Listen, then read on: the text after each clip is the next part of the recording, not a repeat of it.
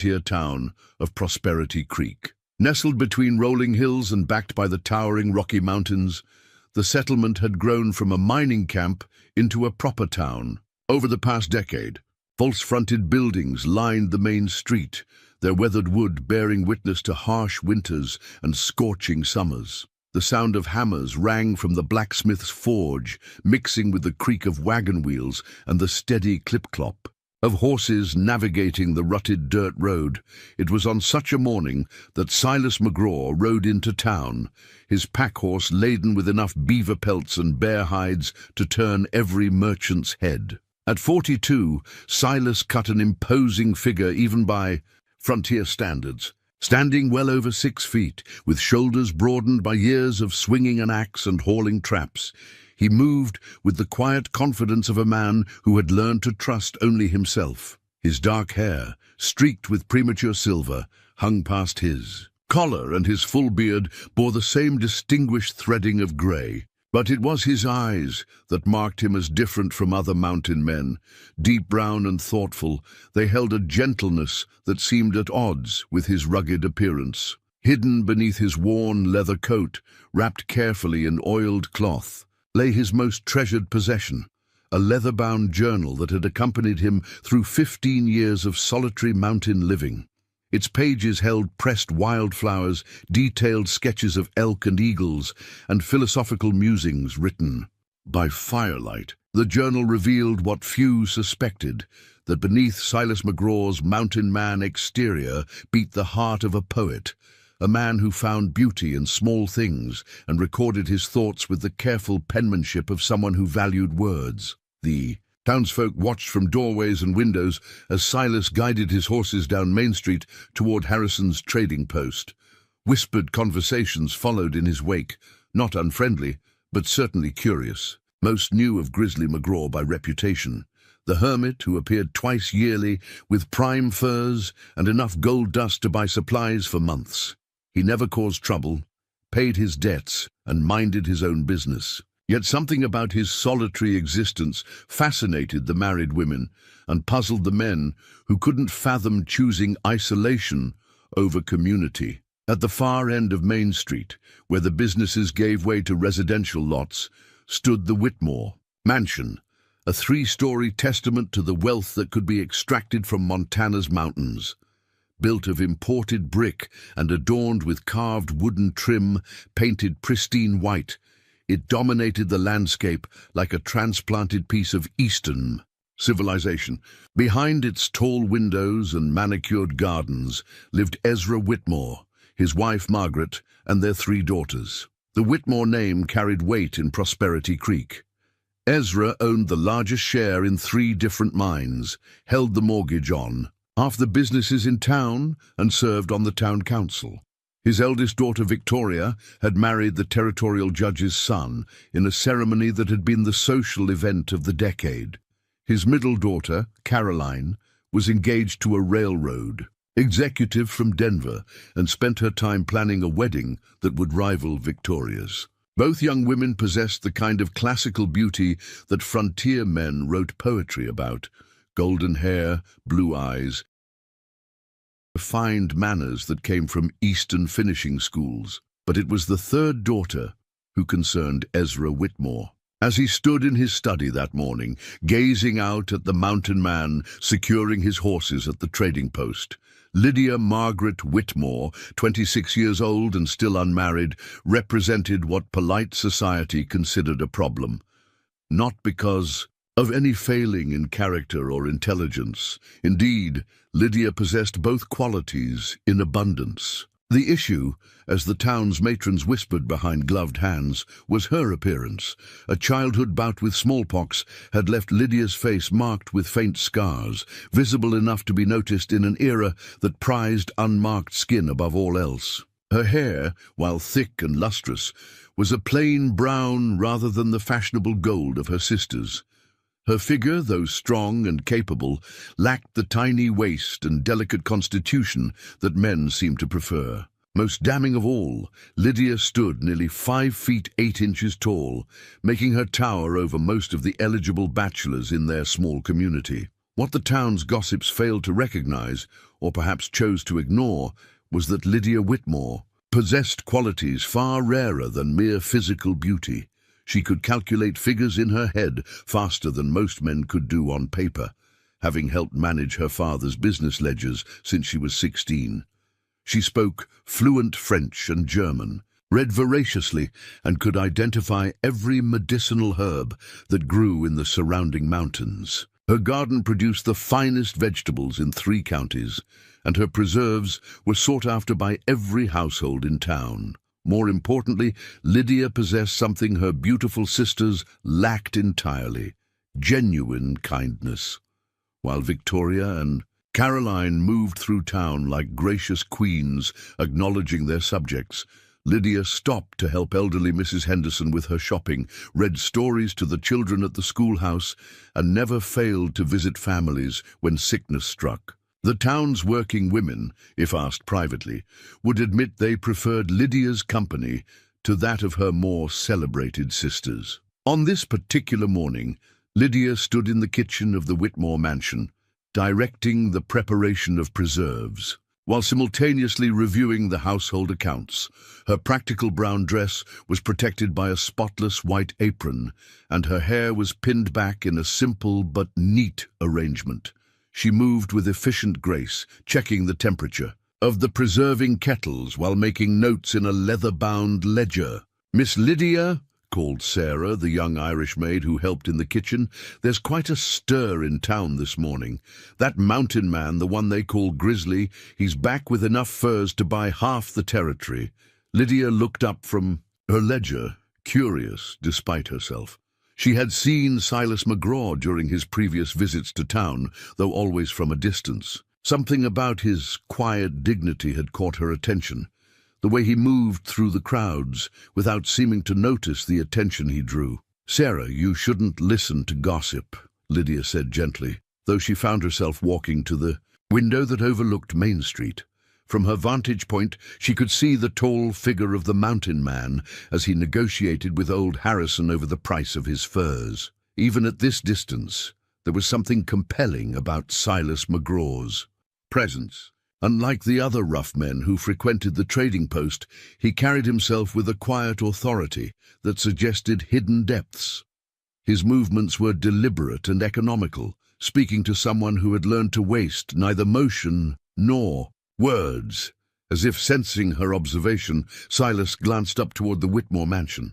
For just a moment, their eyes met across the distance, and Lydia felt an unexpected flutter of something she couldn't quite name. There was no mockery in his gaze, no pity or dismissal, just a steady, thoughtful regard that made her feel seen, in a way she rarely experienced. The moment passed as quickly as it had come, with Silas returning his attention to his business and Lydia stepping back from the window, her cheeks warm with embarrassment at being caught staring. "Miss Lydia?" Sarah's voice held a note of concern. "Are you feeling well? You look flushed." "I'm fine, Sarah, just the heat from the stoves," Lydia replied, though she made no move to return to the preserving kettles. Unknown to Lydia, her father had also noticed the mountain man's arrival, and his attention was focused not on the quality of Silas's furs, but on something far more calculating. Ezra Whitmore was a man who saw opportunities where others saw only circumstances, and as he watched Silas McGraw conduct his business with quiet competence, an idea began to form in his mind. The idea would change everything, for better and for worse. But for now, it remained just a thought, germinating in the mind of a desperate man who had built his reputation on making profitable deals, regardless of the human cost. As the morning sun climbed higher over Prosperity Creek, casting long shadows between the buildings, none of the 3 principals in this developing drama could have imagined how their lives were about to become irrevocably intertwined. Silas continued his methodical trading, Lydia returned to her domestic duties, and Ezra Whitmore began sketching the outline of a plan that would shock the entire town before the week was through. 3 days after Silas McGraw's arrival in Prosperity Creek, Ezra Whitmore made a decision that would scandalize the town and forever alter the course of 3 lives. The decision came not from paternal love or even basic human decency, but from the cold calculations of a man staring into the abyss of financial ruin. Hidden beneath the polished veneer of the Whitmore mansion's prosperity lay a truth that Ezra had managed to conceal from even his own family. The mines that had made him wealthy were playing out, producing barely enough ore to cover operating expenses. Worse still, he had leveraged his properties and businesses to invest in a railroad venture that had collapsed spectacularly, leaving him with crushing debts that would soon come due. The monthly payments to Eastern creditors were eating away at what remained of his capital, like acid through metal. Ezra sat in his mahogany-paneled study, staring at the formal document that had arrived with the morning mail. The marriage contract lay spread across his desk, its official seals and legal language representing what he had convinced himself was a brilliant solution to multiple problems. The document bore the signatures of witnesses and had been prepared by the territory's most expensive attorney, though its contents would have horrified anyone with a shred of decency. The contract was deceptively simple in its language, offering Lydia Margaret Whitmore in marriage to Silas McGraw in exchange for a substantial monetary consideration. But hidden within the legal terminology were clauses that revealed Ezra's true intentions. Upon marriage, Lydia would retain certain property rights that would revert to her family in the event of her husband's death or disappearance. More tellingly, the contract granted the Whitmore family advisory rights over any land or mineral claims acquired during the marriage. Ezra had done his research on Silas McGraw, and what he had discovered filled him with a greed that overrode any concern for his daughter's welfare. The mountain man's traplines covered territory that geological surveys suggested might contain gold deposits. More importantly, Silas had filed claims on several promising parcels of land, claims that a clever man might find ways to control through family connections. The plan was elegant in its simplicity and monstrous in its callousness. Marry off his unmarriageable daughter to the wealthy mountain man, then use family influence to gain access to his resources. If Silas proved difficult to manipulate, well, the wilderness was dangerous, and mountain men sometimes simply disappeared. Either way, the Whitmore family would emerge from their financial crisis stronger than ever. What Ezra had not counted on was his daughter's intelligence or her ability to read people and situations with startling accuracy. When he summoned Lydia to his study that afternoon, she entered with the quiet dignity that had always marked her interactions with a father who barely acknowledged her existence. "Lydia, sit down," Ezra commanded, gesturing to the leather chair across from his desk. "We need to discuss your future." Lydia settled into the chair with practiced grace, her hands folded in her lap and her expression carefully neutral. Years of living with her father's indifference had taught her to expect nothing good from such conversations. "I've arranged a marriage for you," Ezra announced without preamble, watching his daughter's face for any reaction. "To Mr. McGraw, the mountain man. The ceremony will take place this Saturday." For a moment, the only sound in the study was the ticking of the grandfather clock in the corner. Lydia's expression didn't change, though something flickered briefly in her dark eyes. Surprise, perhaps, or calculation. "I see," she said finally, her voice steady despite the turmoil that must have been raging beneath her calm exterior. "And what does Mr. McGraw think of this arrangement?" "He's agreed to it, naturally. No man would refuse such an advantageous match." Lydia's gaze moved to the contract on her father's desk, taking in its official appearance and formal language. Even upside down, she could read enough to understand that this was no simple marriage arrangement. "May I ask, what considerations influence this decision?" she inquired, her tone carrying just enough steel to let her father know she wasn't entirely naive about his motivations. Ezra cleared his throat, clearly uncomfortable with his daughter's direct questions. He had expected tears, protests, perhaps even grateful acceptance of any marriage offer. He had not expected this calm analysis of his motives. "Mr. McGraw is a wealthy man with substantial property holdings," he said, falling back on the explanation he had prepared. "You're 26 years old, Lydia. Your prospects for marriage in this town are limited. This represents security for your future." "And for yours," Lydia observed quietly, her eyes still fixed on the contract. "What exactly have you promised him, Father? And what have you promised yourself?" The question hung in the air between them, loaded with implications that Ezra preferred not to examine too closely. For a moment he saw his daughter not as the plain spinster he had always considered her, but as the intelligent woman she had become, despite his neglect. "The arrangements are none of your concern," he said finally, though his voice lacked its usual authority. "Your job is to be a dutiful wife to a good man who can provide for you." Lydia stood slowly, smoothing her brown wool dress with deliberate care. When she spoke again, her voice carried a dignity that shamed her father's machinations, though he was too consumed with his own problems to recognize it. "Very well, Father. If Mr. McGraw truly wishes to marry me and understands what he's getting, a plain woman with no dowry beyond whatever schemes you've devised, then I accept. But I have conditions." Ezra blinked in surprise. "Conditions?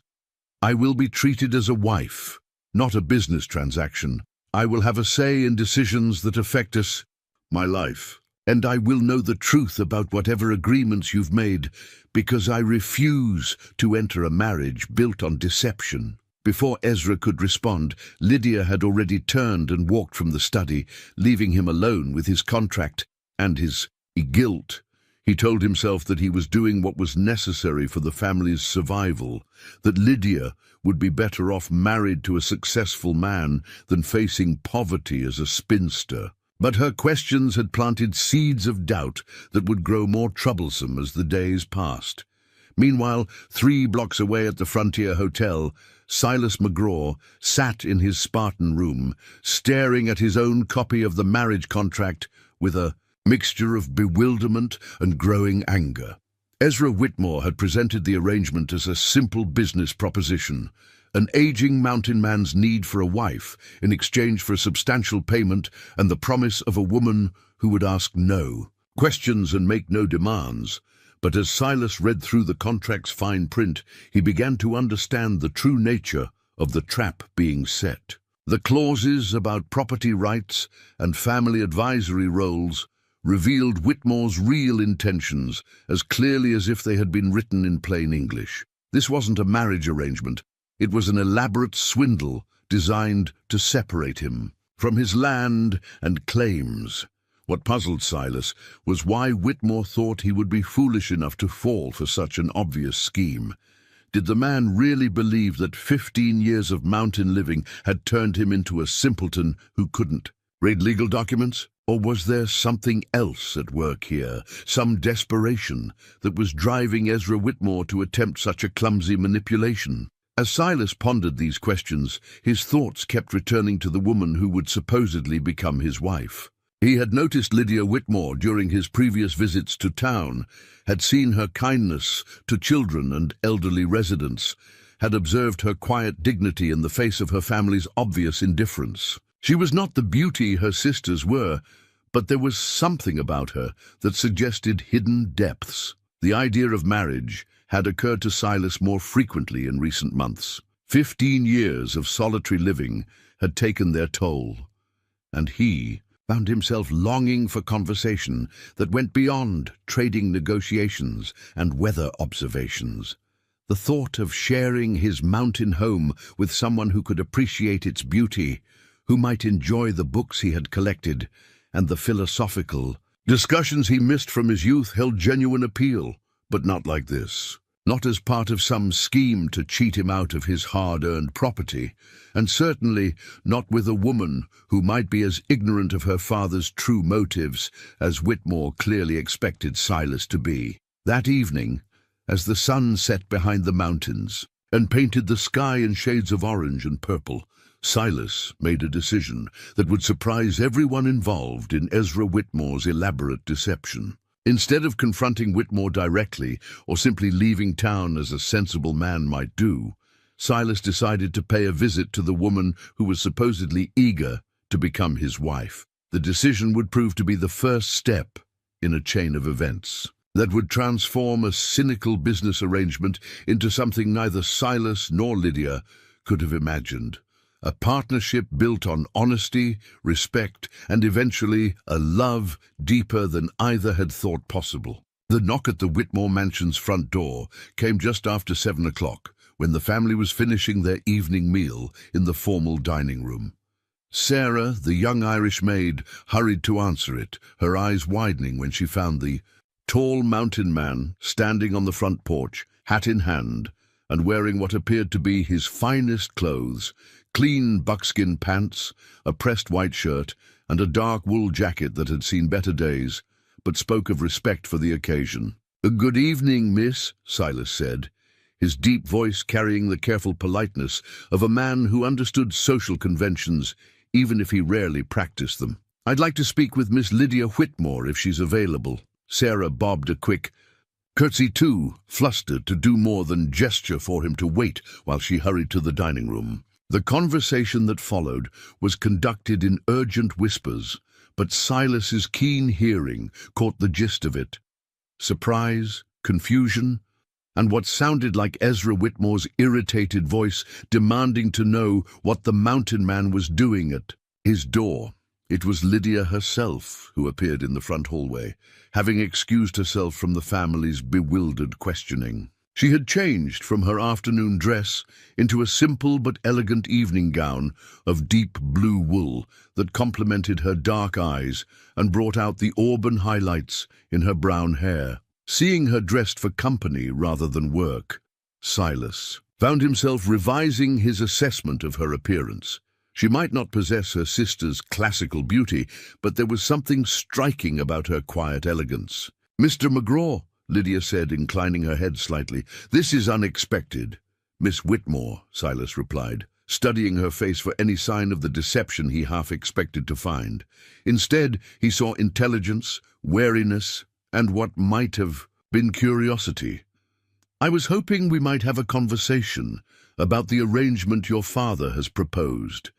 If you're agreeable, perhaps we could take a walk in your garden." Lydia's eyebrows rose slightly at the suggestion. It was highly improper for an unmarried woman to walk alone with a man, especially in the evening.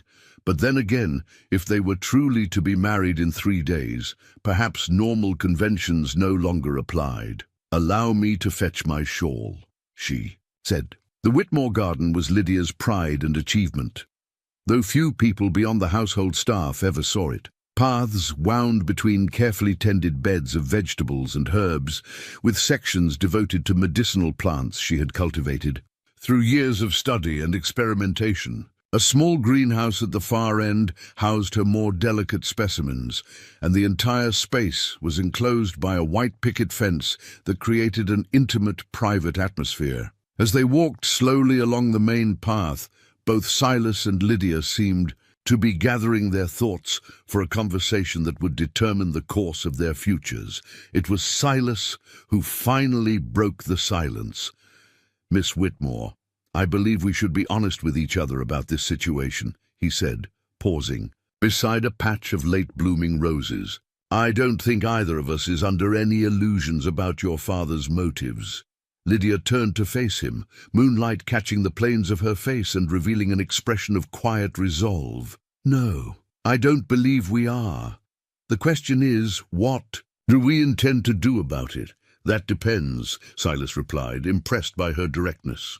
"Are you a willing participant in your father's scheme, or another one of his victims?" The bluntness of the question might have offended another woman, but Lydia seemed to appreciate his candor. She walked to a small wooden bench positioned beneath an apple tree and sat down, arranging her skirts with practiced grace.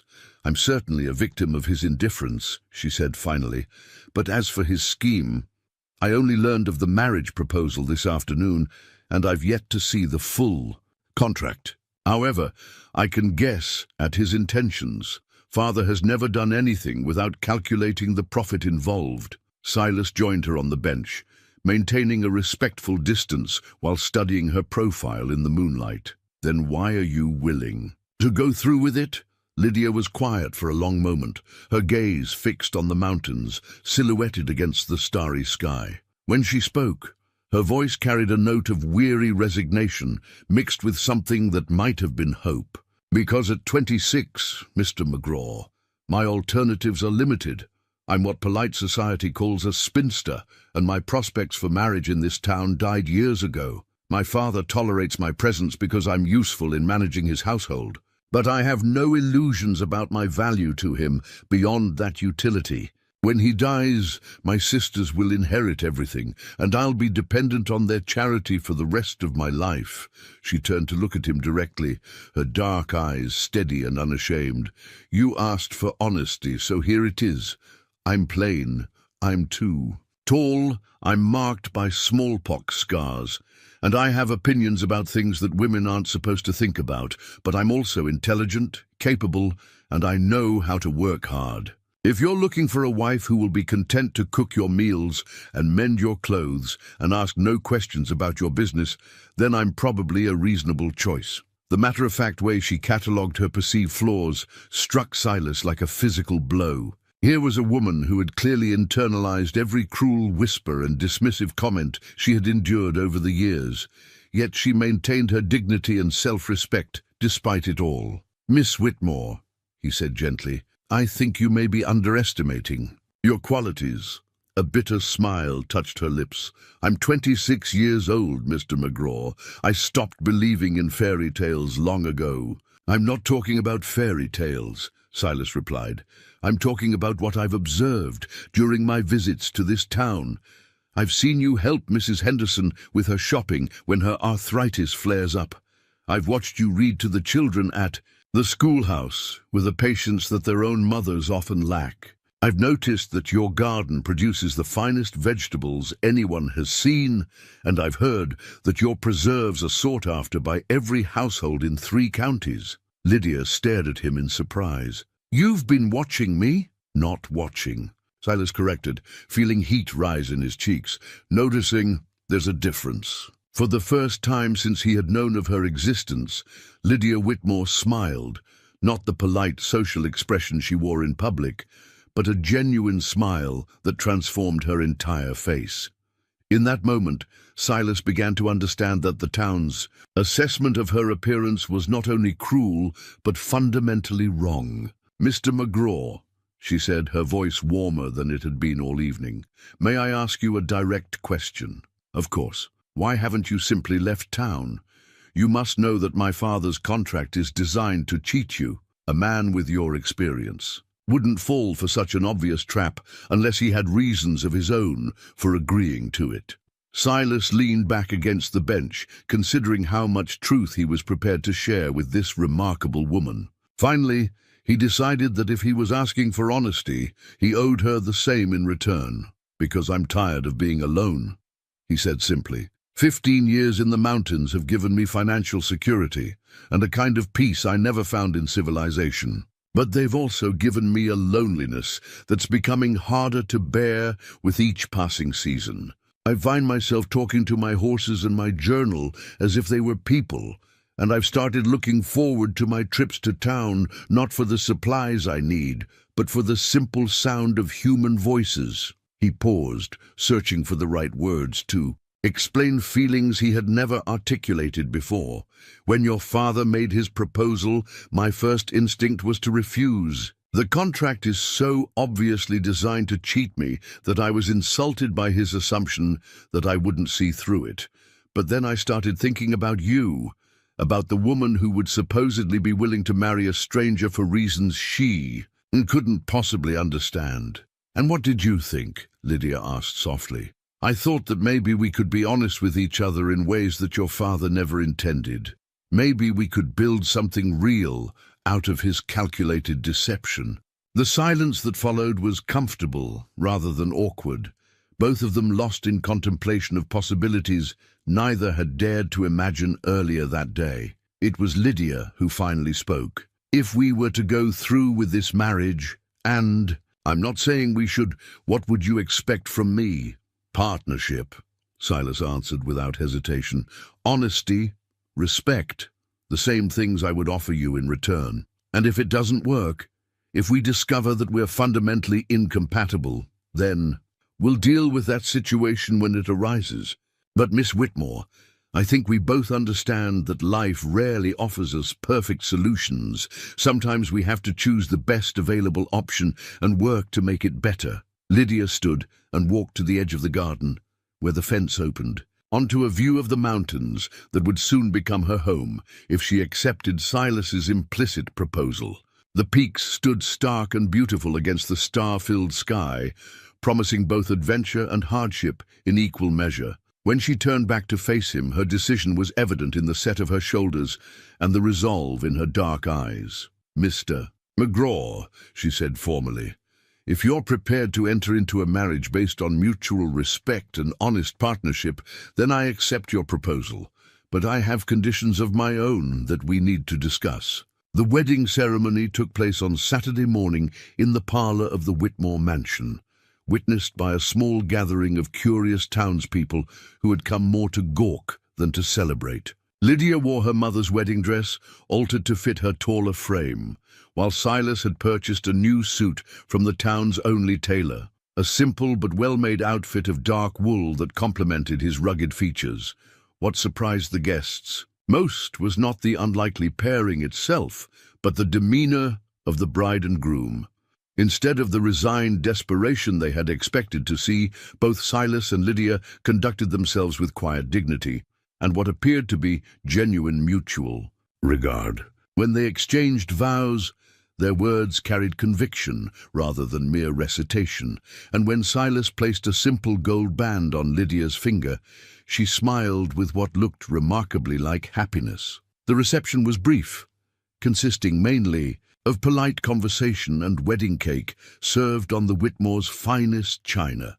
Ezra Whitmore played the role of proud father with practiced ease, though his eyes held a calculating gleam whenever they rested on his new son-in-law. Victoria and Caroline Whitmore were gracious in their congratulations, though their perfectly composed faces couldn't entirely hide their bewilderment at their sister's transformation from unwanted spinster to mountain bride.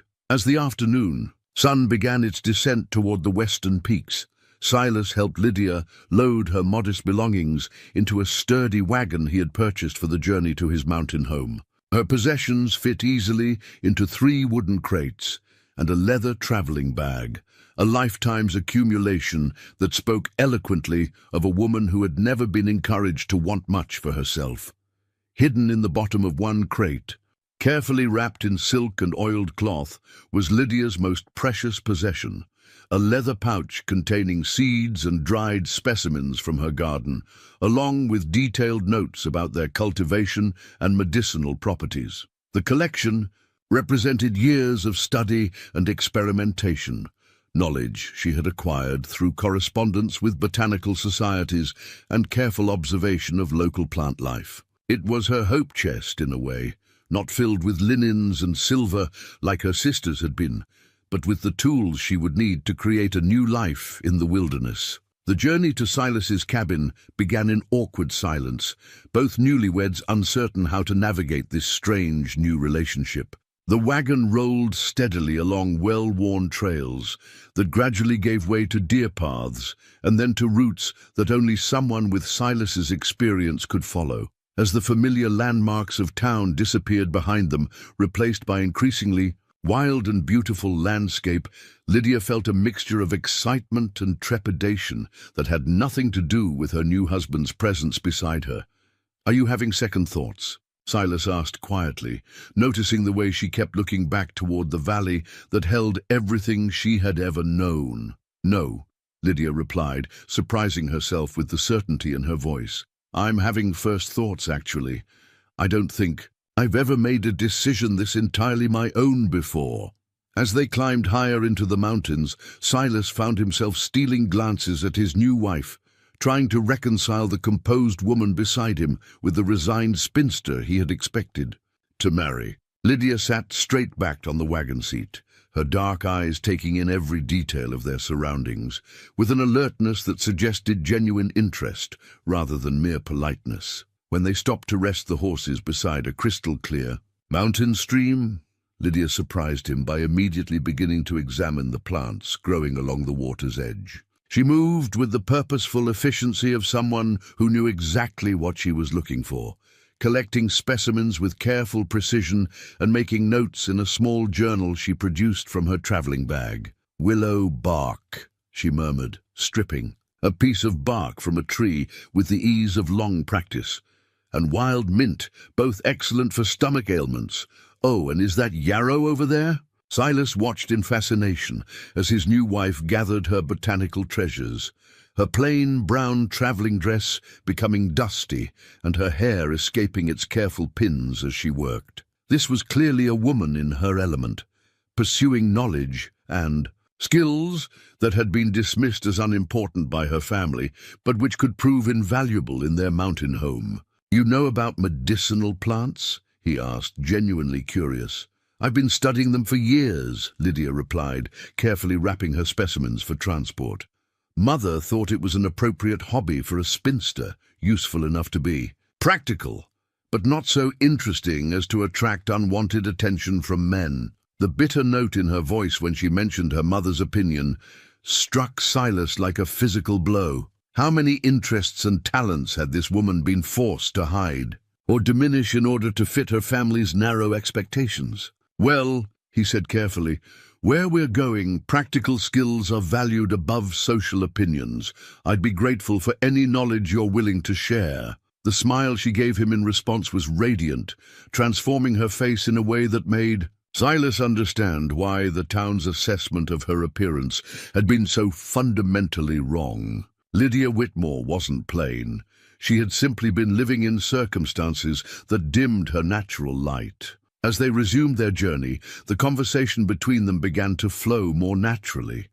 Silas shared stories of his years in the mountains, describing the wildlife and seasonal changes with the eye of someone who had learned to read the land like a book. Lydia asked intelligent questions and offered observations that revealed both her quick mind and her genuine interest in learning about her new environment. When they stopped for their midday meal, Lydia produced a basket of food she had prepared for the journey, not the dainty sandwiches and sweet cakes that might have been expected from a town lady, but substantial fare designed to sustain travelers through hard work. Fresh bread, aged cheese, dried fruit, and strips of salted beef were arranged with the same careful attention she brought to everything she did. "This is excellent," Silas said, genuinely appreciating both the quality of the food and the thought behind its preparation.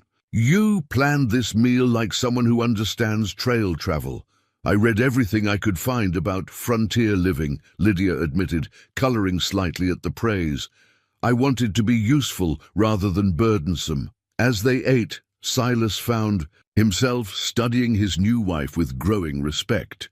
Here was a woman who had approached their unconventional marriage with the same methodical preparation she brought to everything else in her life. She had researched, planned, and equipped herself to succeed in a situation that would have overwhelmed many women half her age. The afternoon brought them to increasingly rugged terrain, and Silas began to worry that the rough trails might be too much for someone accustomed to town living. But Lydia proved remarkably adaptable, bracing herself against the wagon's jolting with uncomplaining steadiness, and even offering to walk beside the wagon when the path became particularly challenging. "Are you sure you've never lived in the mountains before?" Silas asked, half joking, as she deftly helped him navigate a particularly tricky stream crossing. "Never," Lydia replied, "but I've always believed in being prepared for whatever life might require." As the sun began to sink toward the western peaks, painting the sky in shades of orange and purple, they finally reached Silas's mountain home. The cabin sat in a natural clearing surrounded by towering pines, with a view across a small meadow to the peaks beyond. Built of hand-hewn logs and chinked with clay, it was larger and more substantial than Lydia had expected, with a stone chimney that spoke of warm fires and cozy evenings. But it was the details that caught her attention. The carefully maintained vegetable garden, the neat stack of split firewood, the small workshop where Silas crafted the tools and repairs that mountain living required. This wasn't the rough camp of a temporary resident, but the established home of a man who had built a life of substance and meaning in the wilderness. "It's beautiful," Lydia said, and meant it completely. As Silas helped her down from the wagon, his hands lingering perhaps a moment longer than strictly necessary on her waist, both of them felt the stirring of something that went beyond their careful negotiations about partnership and respect. The attraction was tentative and uncertain, but it was undeniably present, a spark of possibility that neither had dared to hope for when they agreed to this unconventional arrangement. That evening, as Lydia prepared their first meal together, in the cabin's well-appointed kitchen, while Silas tended to the horses and secured their belongings, both were surprised by how naturally they fell into domestic rhythms. When Silas produced a simple wooden comb he had carved during the journey, a small gift that acknowledged her femininity without presuming too much intimacy, Lydia's acceptance of the offering felt like the first step in a dance that might, with patience and care, become something beautiful. As they sat by the fire after their evening meal, sharing stories and tentative dreams for their future together, neither Silas nor Lydia could have imagined the trials that lay ahead. But they had taken the first crucial step in building something real from the artificial foundation of Ezra Whitmore's scheme. They had begun to see each other not as convenient arrangements or necessary compromises, but as partners worthy of respect, understanding, and perhaps in time, genuine affection. 3 weeks into their marriage, Silas and Lydia had established a rhythm of life that surprised them both with its natural harmony. Each morning brought new discoveries about their compatibility. Lydia's methodical approach to household management complemented Silas's practical wilderness skills, while his patient teaching helped her adapt to mountain living with remarkable speed. The transformation in Lydia was particularly striking. Away from the suffocating social expectations of prosperity, Greek, she had begun to flourish in ways that revealed the woman she had always been beneath her family's dismissive treatment. Her skin had gained a healthy glow from outdoor work and mountain air. Her movements had acquired the confidence of someone comfortable in her environment, and her eyes held a vitality that had been missing during her years as the Whitmore family's unwanted daughter. On this particular morning, as golden autumn light filtered through the cabin windows, Lydia was examining their dwindling supply of store-bought provisions when the sound of approaching horses interrupted her calculations. Through the kitchen window, she could see a lone rider picking his way carefully along the trail that led to their isolated home. "Silas," she called to her husband, who was splitting firewood near the cabin's front door. "We have a visitor." The rider proved to be Tommy Morrison, a young man who worked as a messenger and occasional mail carrier for the businesses in Prosperity Creek. His horse was lathered with sweat, and his face bore the urgency of someone carrying important news. "Mr. McGraw," Tommy called as he dismounted.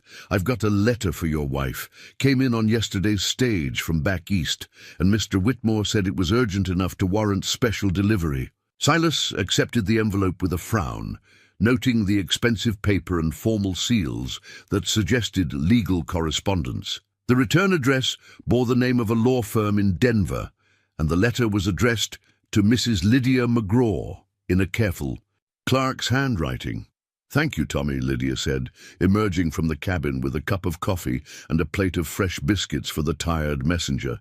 "Please rest your horse and have something to eat before you head back down the mountain." As Tommy gratefully accepted the refreshments, Lydia examined the envelope with growing unease. Legal correspondence rarely brought good news, and the timing seemed particularly suspicious given her father's recent behavior and the hasty nature of her marriage. "Would you like privacy to read it?"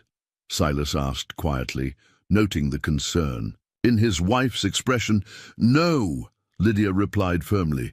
"We agreed to be honest with each other about everything. Whatever this contains, we'll face it together." She opened the envelope with steady hands, though her heart was racing as she unfolded the document inside.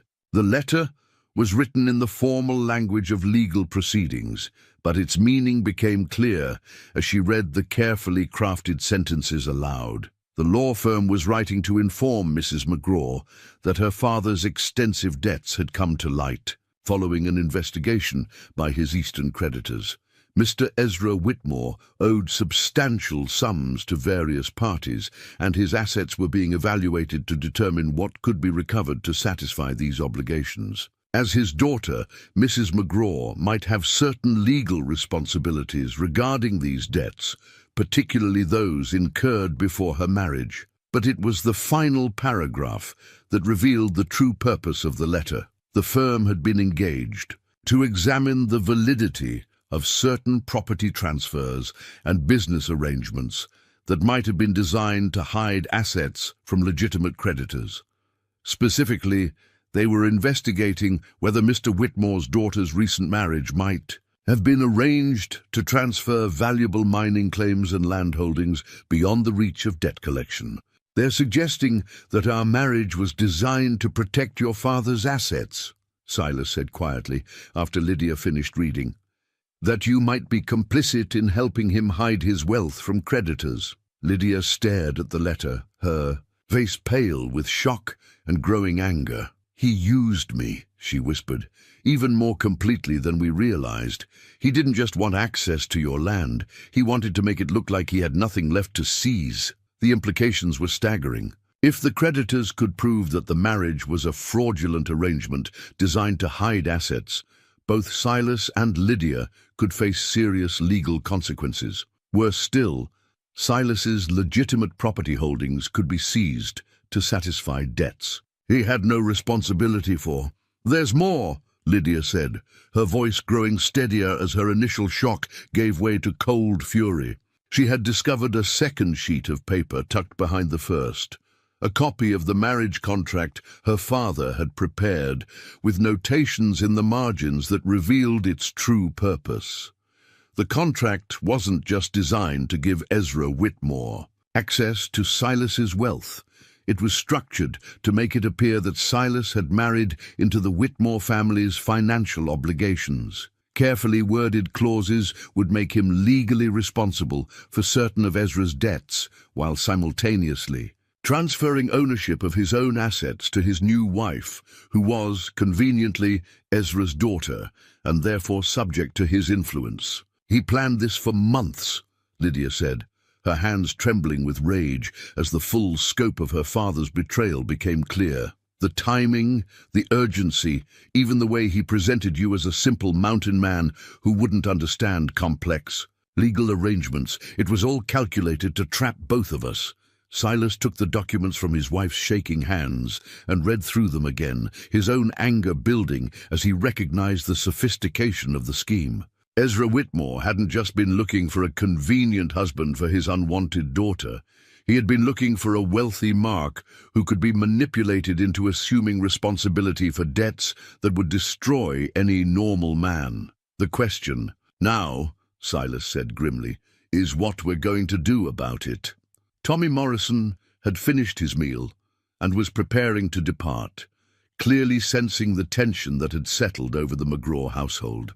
Lydia thanked him again for his service and sent him on his way with additional provisions for the journey, but her mind was already racing through the implications of what they had discovered. As soon as the messenger disappeared down the mountain trail, Lydia turned to her husband with an expression of fierce determination that reminded him why he had been drawn to her strength of character. "Silas, I need you to understand something," she said, her voice carrying the conviction of absolute certainty.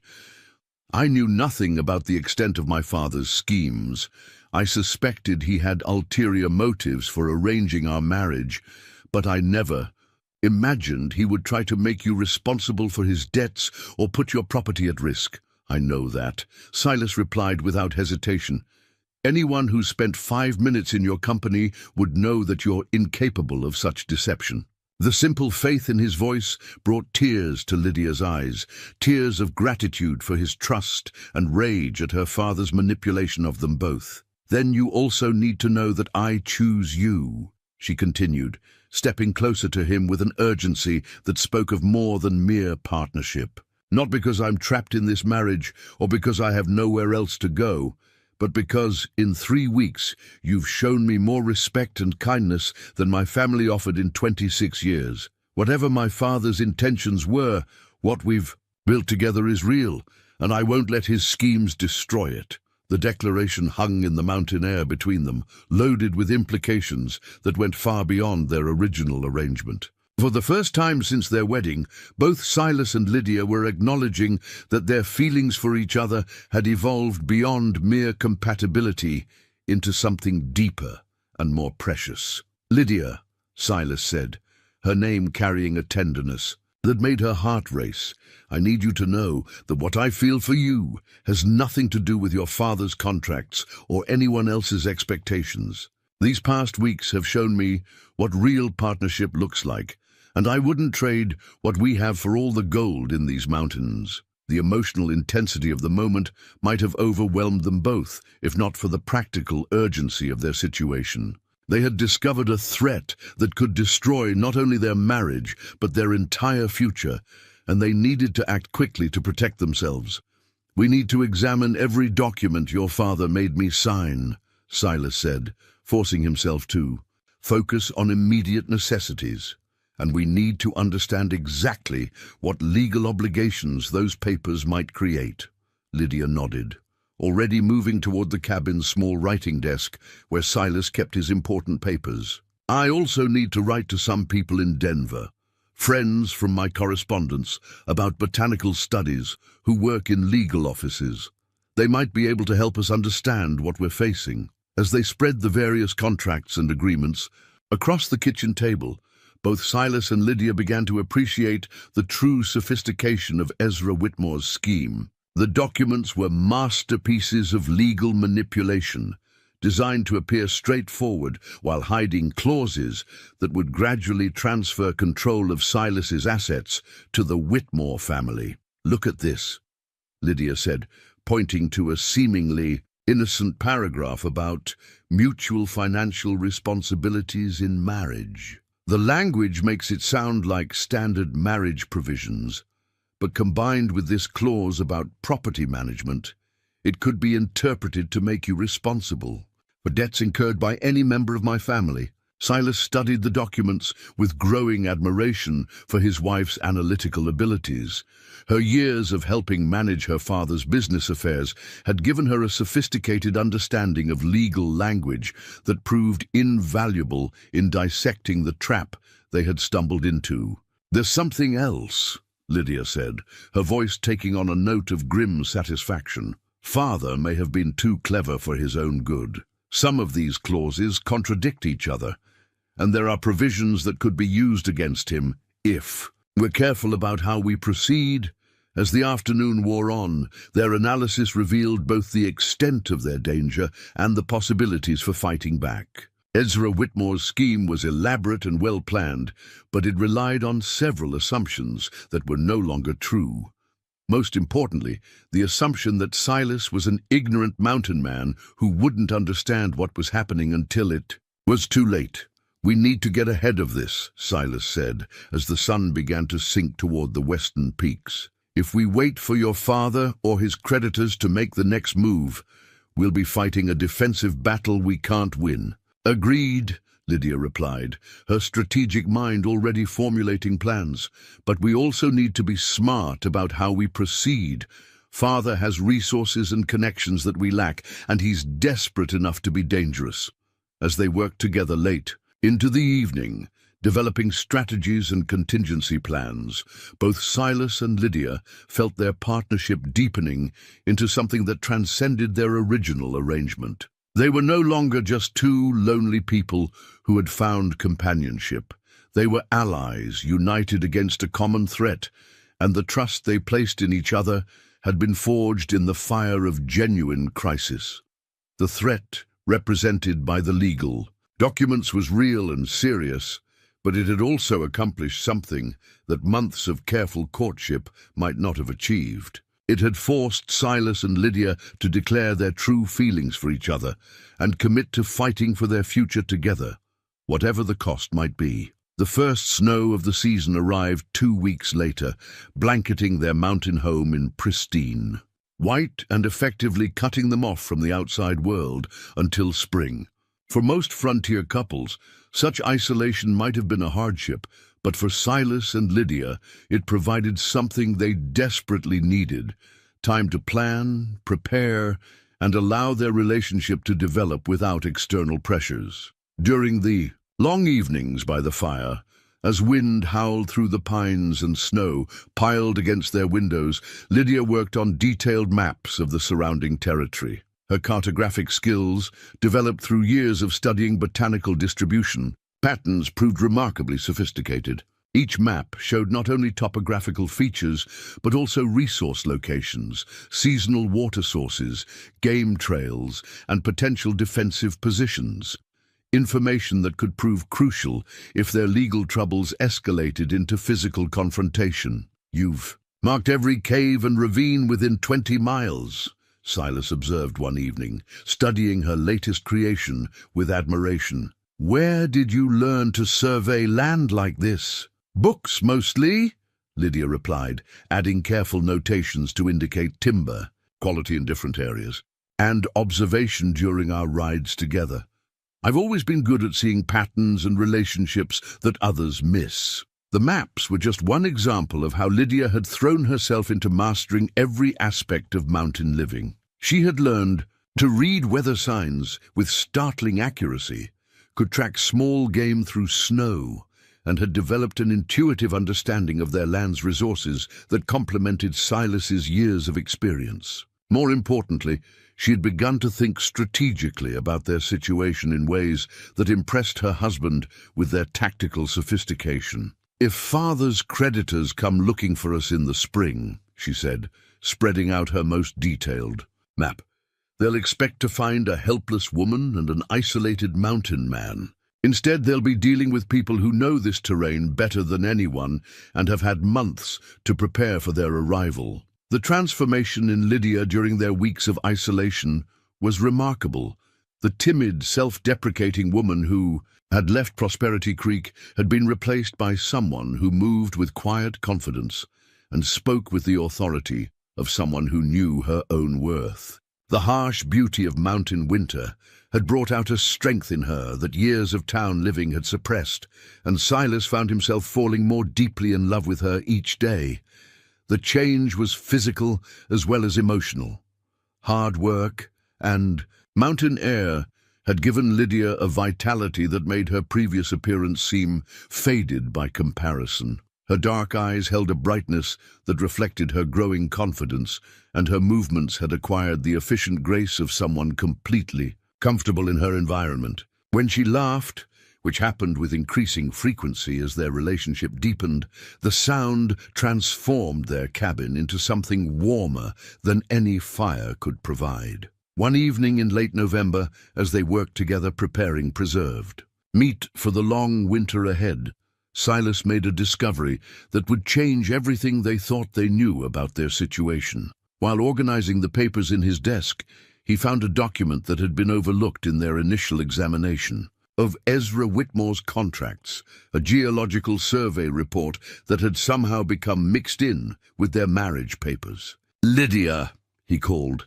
his voice carrying an urgency that brought her immediately to his side. "Look at this." The survey, dated several months before their marriage, detailed the mineral composition of the land surrounding Silas's cabin. According to the report, their property sat atop what geologists believed to be one of the richest gold deposits in the Montana Territory, a vein that could potentially yield millions of dollars in ore.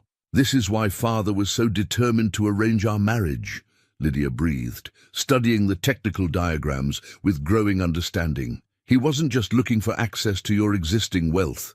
He was positioning himself to control a fortune in gold that hasn't even been mined yet. The revelation explained everything. Ezra's willingness to arrange such an elaborate deception, the sophisticated legal contracts designed to transfer property rights, and the involvement of Eastern creditors, who had clearly been promised a share of future mining profits. But how did he get access to this survey? Silas wondered aloud. These geological reports are supposed to be confidential government documents. Lydia examined the survey more closely, noting the signatures and official seals that authenticated its contents. Father has contacts in the territorial government, men who owe him favors or need his financial backing for their own ventures. Someone provided him with advance information about mineral deposits so he could position himself to profit from them. The implications were staggering. If the survey was accurate, the land that Silas had claimed through honest homesteading and years of hard work was worth more than either of them had imagined. But that same value made them targets for men who would stop at nothing to gain control of such wealth. "We need to hide this," Lydia said immediately. "If anyone discovers that we know about the gold deposits, we'll be in even more danger than we already are." As they concealed the survey among their other papers, both Silas and Lydia understood that their situation had fundamentally changed. They were no longer just dealing with Ezra Whitmore's schemes to escape his debts. They were sitting on a treasure that powerful men would kill to possess. The knowledge created a new intimacy between them, a shared secret that bound them together in ways their original marriage arrangement never could have achieved. That night, as they sat by the fire discussing strategies for protecting their claim and their lives, the last barriers between them finally fell away. "Silas," Lydia said quietly, her hand finding his in the flickering firelight, "I need you to know that whatever happens with the gold or my father's schemes, what I feel for you is real. I love you, not for what you can provide or protect, but for who you are." The declaration, spoken with the quiet sincerity that characterized everything about Lydia, filled Silas with a joy he had never expected to experience. He had entered their marriage hoping for companionship and found instead a love deeper and more sustaining than anything he had dreamed possible. "And I love you," he replied, bringing her hand to his lips with infinite tenderness. "Not because you were the only woman willing to marry a rough mountain man, but because you're the only woman I've ever met who could be my true partner in every sense of the word." The kiss that followed was their first as husband and wife who loved each other completely, without reservation or calculation. It marked the transformation of their arranged marriage into something genuine and precious, a partnership that would need all its strength to survive the trials that lay ahead. Outside their warm cabin, snow continued to fall, sealing them away from the world of schemes and greed that threatened their future.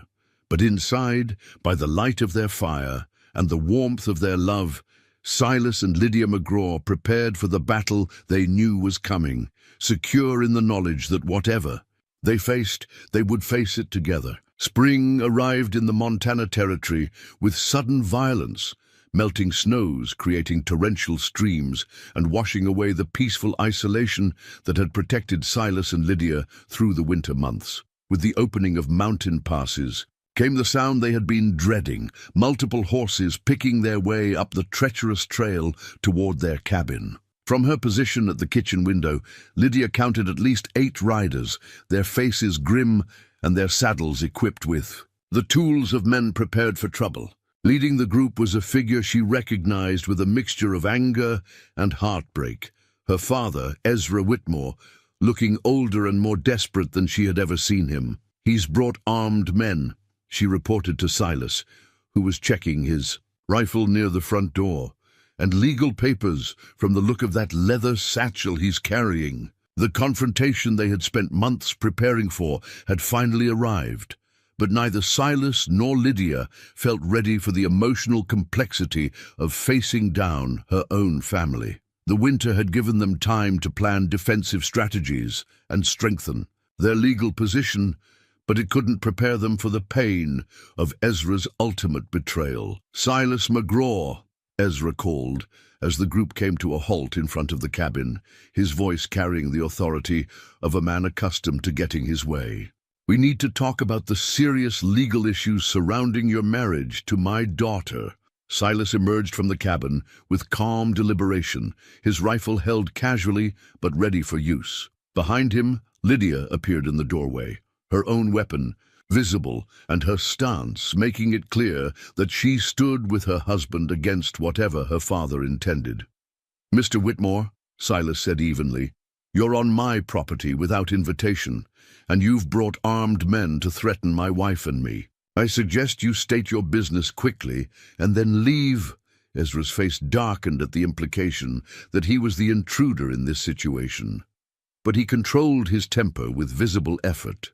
The men beside him were clearly professionals, hired, guns rather than local roughnecks, and their presence spoke to the seriousness of whatever scheme he was attempting to implement. "The business is simple," Ezra replied, producing a thick bundle of legal documents from his satchel. "My daughter's marriage to you was arranged under fraudulent circumstances, and these papers provide for its immediate annulment. Furthermore, certain property transfers that occurred as a result of the marriage are hereby declared invalid."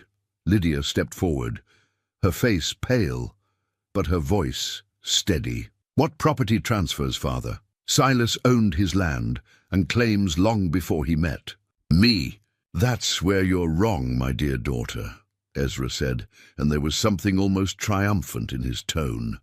"The land your husband claims was never legally his to begin with. These documents prove that his original homestead application was filed improperly, making his claim invalid. As his wife, you have no legal standing to property that was never legitimately owned." The revelation hit both Silas and Lydia like a physical blow.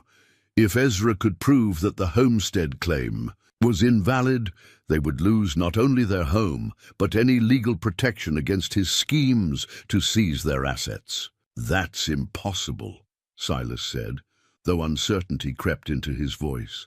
"I filed all the proper paperwork through the Territorial Land Office 15 years ago, filed through agents who were later discovered to be corrupt," Ezra replied smoothly, clearly enjoying their distress. "The territorial government has been reviewing questionable land claims from that period, and yours was among those flagged for investigation. Fortunately, I was able to obtain advance notice of their findings." One of the armed men, a lean individual with cold eyes and the bearing of a former soldier, stepped forward with a document case of his own. "These are certified copies of the Territorial Land Office's findings," he said in a voice devoid of emotion. "Mr. McGraw's homestead claim is declared invalid due to procedural irregularities in the original filing." As Silas examined the papers with growing horror, he began to see the true sophistication of Ezra Whitmore's long-term planning. The corruption in the Territorial Land Office hadn't been a coincidence. It had been orchestrated, with certain claims deliberately processed improperly, so they could be challenged years later when the land proved valuable. "You arranged this," Lydia breathed, her voice filled with incredulous rage. "You corrupted the land office agents years ago, knowing that someday you might need to invalidate claims on valuable property." "I planned for contingencies," Ezra admitted without shame. "Business requires thinking several moves ahead, something you've never understood." But Lydia was no longer the intimidated daughter he had manipulated so easily. Months of mountain living and her growing partnership with Silas had forged her into someone capable of meeting his schemes with intelligence and determination. "Show me the geological survey," she demanded, extending her hand toward the armed man who clearly served as Ezra's legal representative. The man's slight hesitation before producing the document told Lydia everything she needed to know. The survey was identical to the one she and Silas had discovered in their papers, confirming that the gold deposits were not only real, but extensive enough to attract serious outside investment. "This is what you're really after," she said, holding up the survey for Silas to see. "Not just our land, but the mining rights to what could be one of the richest gold strikes in the territory. Ezra's mask of paternal concern finally slipped, revealing the cold greed that had driven all his actions. The marriage was a business arrangement, Lydia. You knew that from the beginning. Now, circumstances require a different arrangement, one that serves the family's broader interests. What family? Lydia shot back, her voice carrying a fury that made even the armed men take a step back. The family that treated me like an unwanted burden for 26 years? The family that used me as a pawn in your financial schemes? I have a family now, and it's the man standing beside me. The declaration hung in the mountain air like a battle cry, and for a moment Ezra seemed genuinely surprised by the transformation in his daughter. This was not the timid spinster he had married off to solve his problems, but a woman who had discovered her own strength and was prepared to fight for it. Legal sentiments aside, the hired gunman interjected, these documents give Mr. Whitmore clear authority to reclaim property that was illegally obtained and to dissolve a marriage that was based on fraudulent representations. Silas had been studying the legal papers with growing understanding, and his expression began to change from shock to something approaching satisfaction. There's just one problem with your scheme, Whitmore, he said, his voice carrying a new note of confidence. These documents assume that I'm the ignorant mountain man you expected to marry your daughter.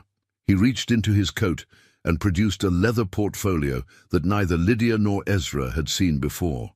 From it, he extracted a military service record, bearing impressive official seals and signatures.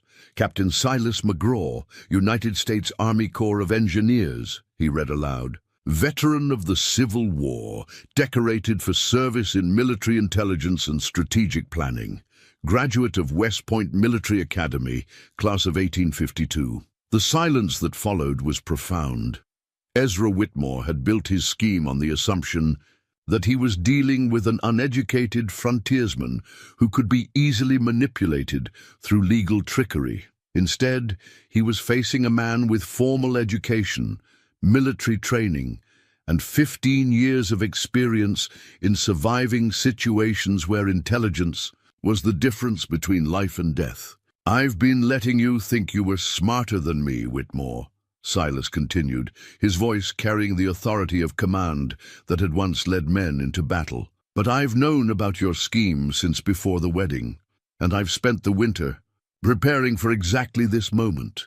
Lydia stared at her husband in amazement, seeing him clearly for the first time. The quiet mountain man she had married was actually a decorated officer who had chosen solitude not out of ignorance, but out of a deep understanding of human nature and its capacity for corruption. Furthermore, Silas said, producing another document from his portfolio, I took the liberty of having my original homestead claim reviewed by an independent legal authority in Denver. The so-called irregularities in my filing were actually deliberate alterations made after the fact by the same corrupt agents you bribed. My claim is not only valid, but has been officially confirmed by the Territorial Supreme Court. The hired gunman's hand moved instinctively toward his weapon, but stopped when he found himself looking down the barrel of Silas's rifle.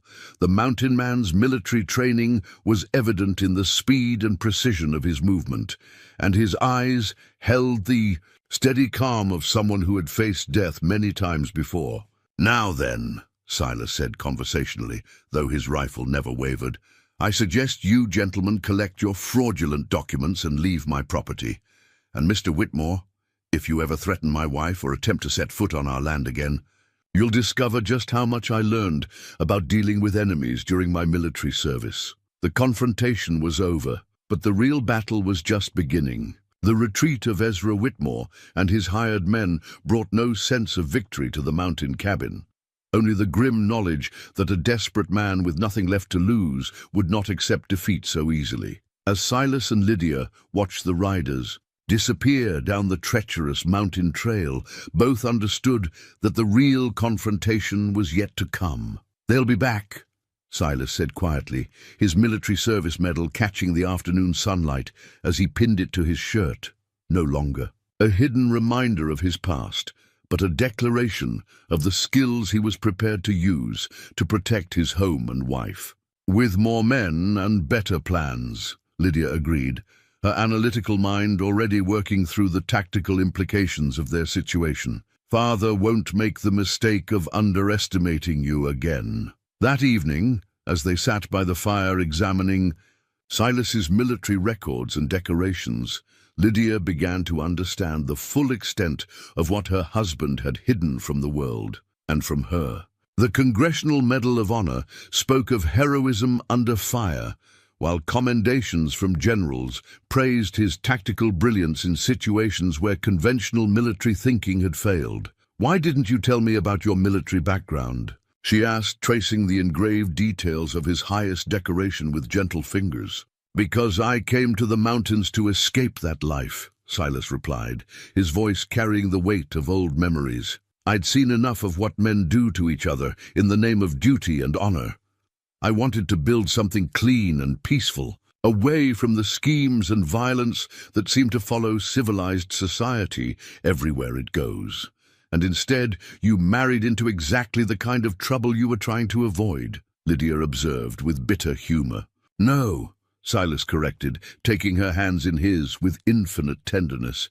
"I married a remarkable woman who happened to have a scheming father. There's a significant difference."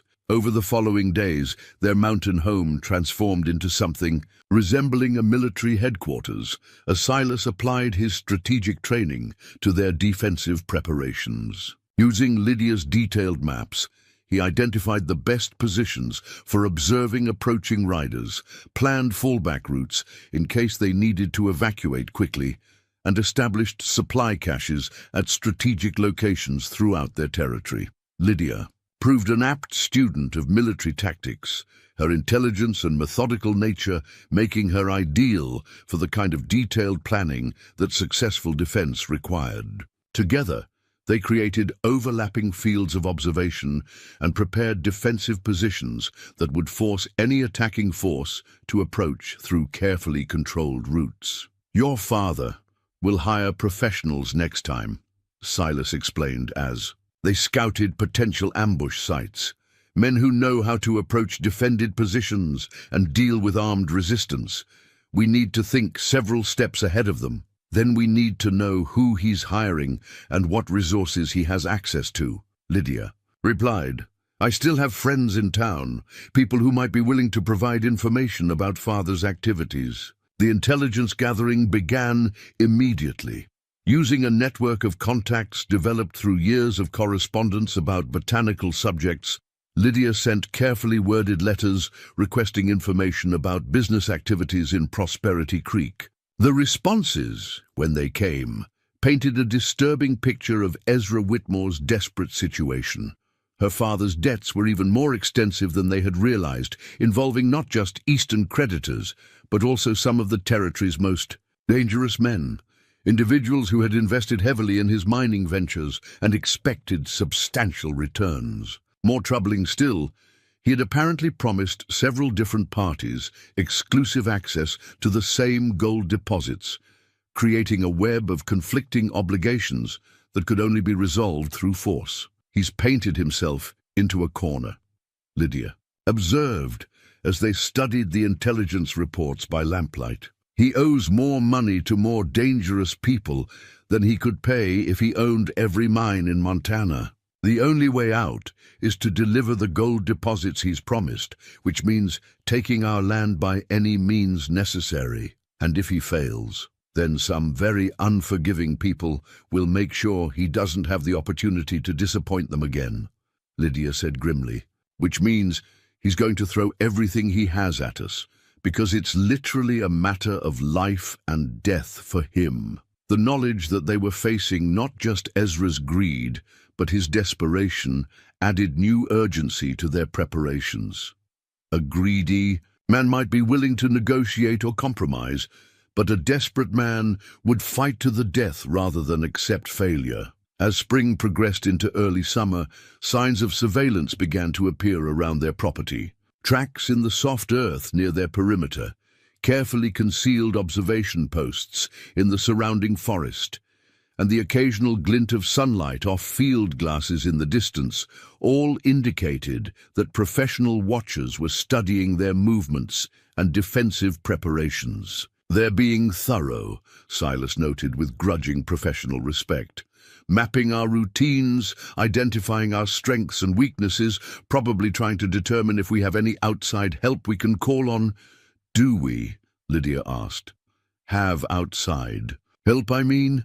Silas was quiet for a long moment, considering options he had hoped never to use again. Finally, he reached a decision that would have been unthinkable when he first retreated to the mountains 15 years earlier. "There are some men I served with," he admitted reluctantly, "veterans who might be willing to help if the situation becomes desperate enough. But calling on them would mean admitting that I can't protect my own home and wife, and it would draw them into a conflict that isn't their responsibility. Pride can be a luxury we can't afford," Lydia pointed out gently. "If Father brings professional gunmen against us, we might need professional soldiers to even the odds." The internal struggle was visible on Silas's face, the mountain hermit who valued self-reliance, warring with the military officer who understood the importance of adequate force strength. It was Lydia who resolved the conflict with characteristic directness. "Write to your friends," she said firmly. "Not to ask them to fight our battles, but to let them know we might need help.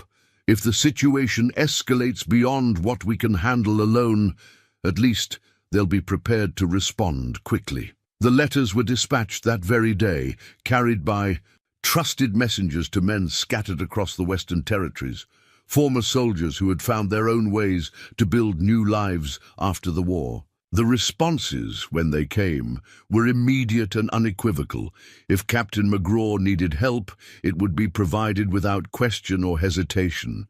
But even as these reinforcements were being arranged, both Silas and Lydia understood that their real strength lay not in outside assistance, but in their partnership with each other.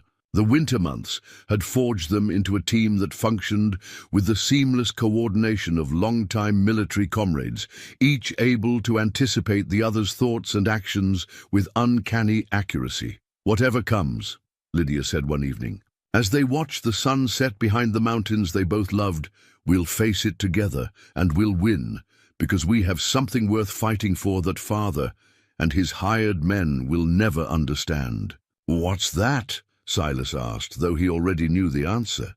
"Each other," Lydia replied simply, "and a love that's real enough to be worth any sacrifice."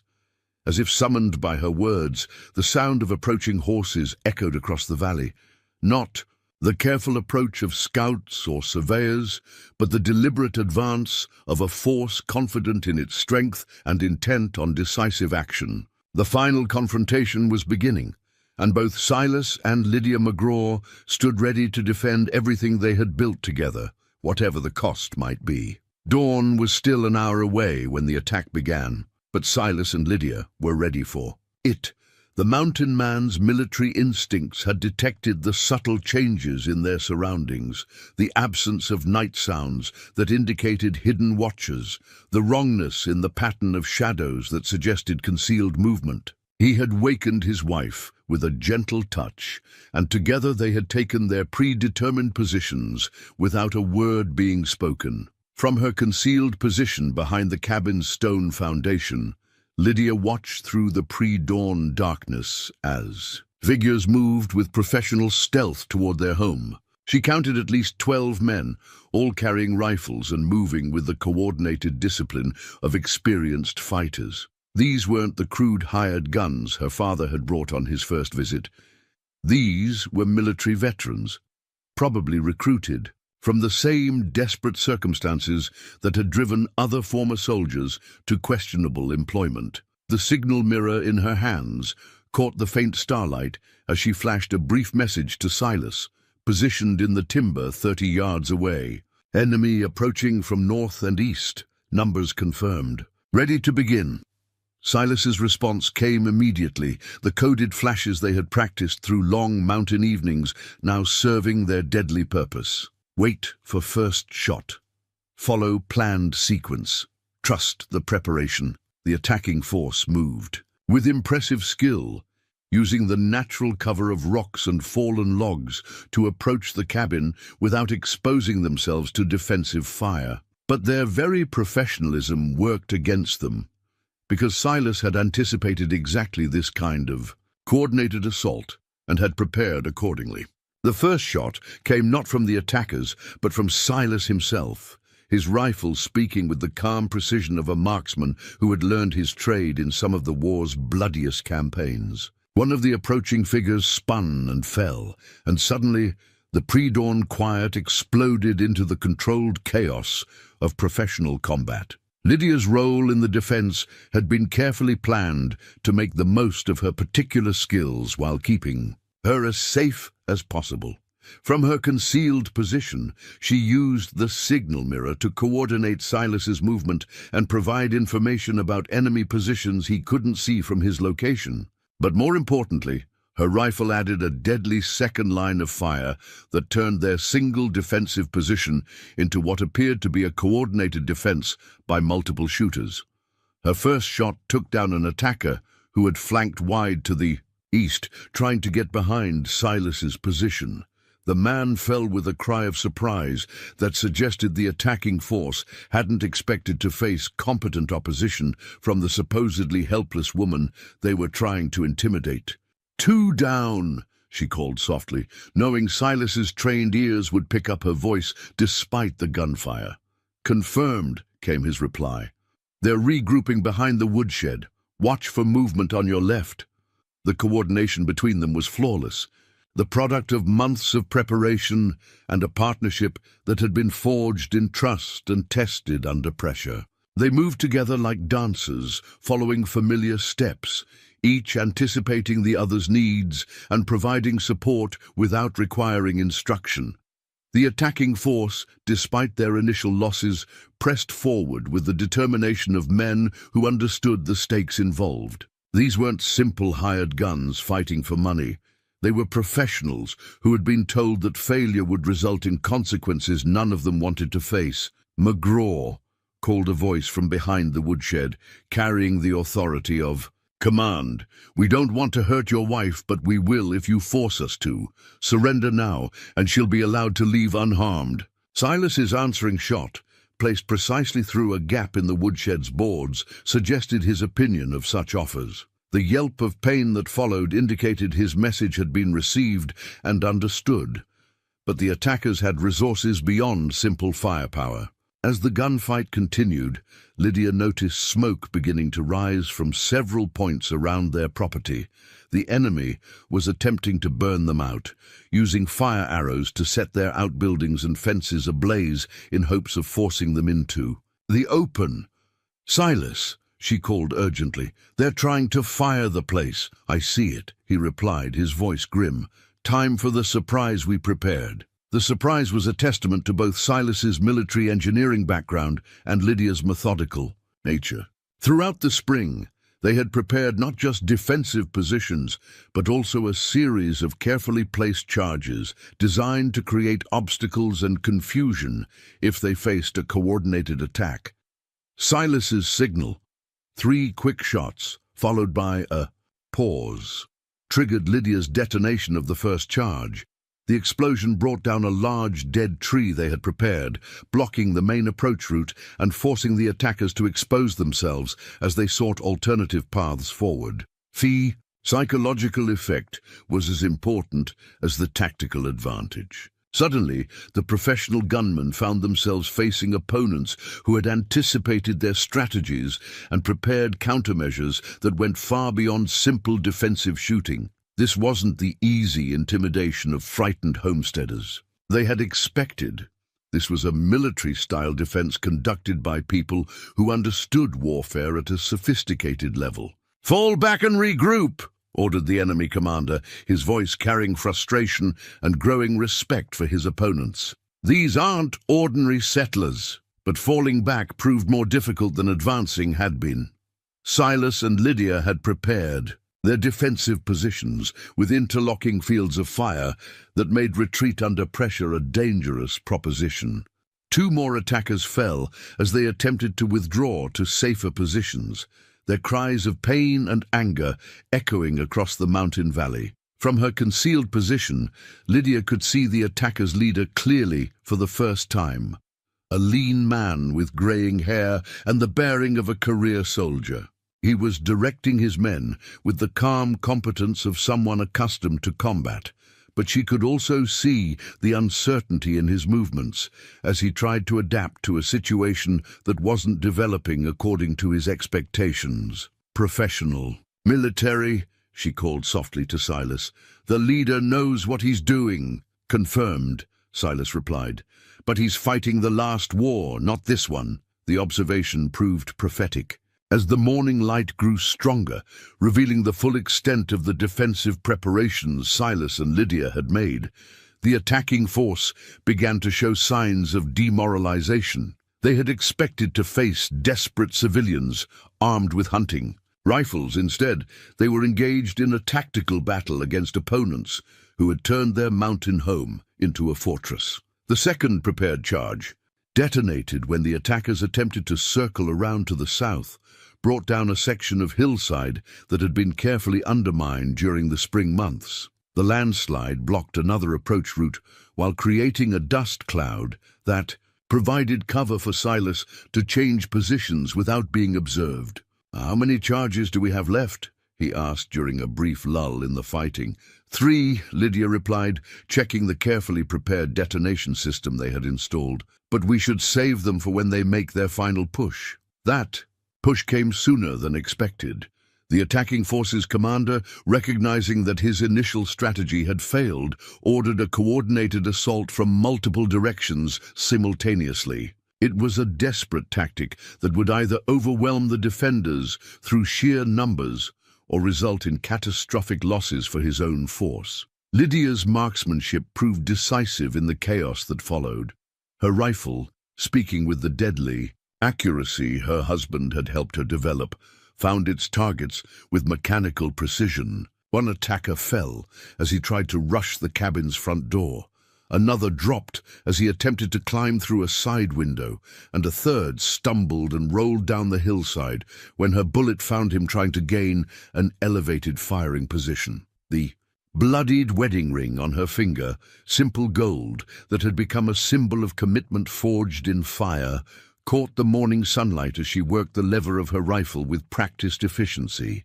This was no longer the timid woman who had accepted an arranged marriage to escape spinsterhood. This was a mountain woman defending her home and her love with lethal competence. "Silas," she called during a momentary pause.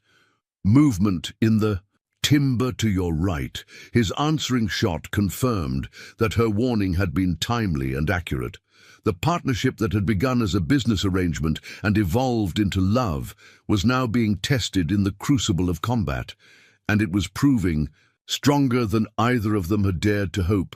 But even the best preparation and most determined defense had limits. As the morning wore on and the attackers adapted their tactics to account for the sophisticated opposition they faced, Silas and Lydia both understood that they were approaching a critical moment. Their ammunition was limited, their prepared charges were nearly exhausted, and the enemy commander was beginning to coordinate his forces more effectively. "They're massing for a final assault," Lydia observed, watching through a gap in the cabin's log walls as the remaining attackers gathered behind the cover of the woodshed and outbuildings. "Then we make our stand here," Silas replied grimly. "Together, no matter what comes." The love in his voice, spoken in the midst of deadly combat, gave Lydia strength she hadn't known she possessed. Whatever happened in the next few minutes, she would face it as part of a partnership that had transformed them both from lonely outcasts into something greater than either could have been alone. The final assault came with the desperate fury of men who understood that failure meant more than professional disappointment. It meant facing the wrath of the dangerous people who had hired them. The surviving attackers, reduced now to 8 men, but led by their grimly determined commander, emerged from cover in a coordinated rush that was designed to overwhelm the defenders through sheer audacity and speed. But they had underestimated both the tactical skill of their opponents and the power of love to inspire ordinary people to extraordinary acts of courage. As the attackers charged across the open ground toward the cabin, they ran directly into the most sophisticated defense that Silas and Lydia had prepared, a crossfire that had been calculated to create an inescapable killing zone. Lydia's rifle spoke first, her shot taking down the leftmost attacker before he had covered half the distance to their position. Her second shot, fired with the mechanical precision of countless hours of practice, dropped another man who was attempting to flank wide to the right. But it was her third shot that would be remembered by both of them for the rest of their lives. A desperate snapshot that saved Silas's life when an enemy rifleman drew a bead on him from an elevated position. The bullet that had been intended for Silas instead shattered harmlessly against the log wall behind him, while Lydia's return fire sent the would-be assassin tumbling from his perch among the rocks. The exchange lasted perhaps 3 seconds, but it represented the culmination of everything their partnership had become. Two people so perfectly attuned to each other that they could function as a single fighting unit. "Behind you," Silas called urgently, and Lydia spun to find an attacker who had somehow managed to reach the cabin's rear wall. Her rifle was empty, the lever action having exhausted its magazine during the fierce exchange of gunfire, but her response was immediate and decisive. The heavy iron skillet she had been using to prepare breakfast what seemed like days ago became a weapon in her hands, swung with all the strength that months of mountain living had given her. The impact sent the attacker reeling backward, dazed and weaponless, where Silas's follow-up shot ended his threat permanently. "How many left?" Lydia asked, frantically reloading her rifle with cartridges from the ammunition belt she wore across her chest. "3 plus their commander," Silas replied, his own weapon tracking movement among the burning outbuildings where the survivors had taken cover. "But they're not giving up." Indeed, the remaining attackers were regrouping for what everyone understood would be the decisive moment of the battle. The enemy commander, bleeding from a graze across his left cheek but still functioning effectively, was positioning his men for a final push that would either succeed in overwhelming the defenders or result in the death of everyone involved. It was at this moment of ultimate crisis that Lydia made a decision that surprised even herself. Instead of continuing to fight from their prepared defensive position, she suddenly broke cover and sprinted toward the woodshed where the enemy had taken shelter, her rifle ready and her face set with grim determination. "Lydia, no!" Silas called, his voice filled with anguish at seeing his wife expose herself to such obvious danger.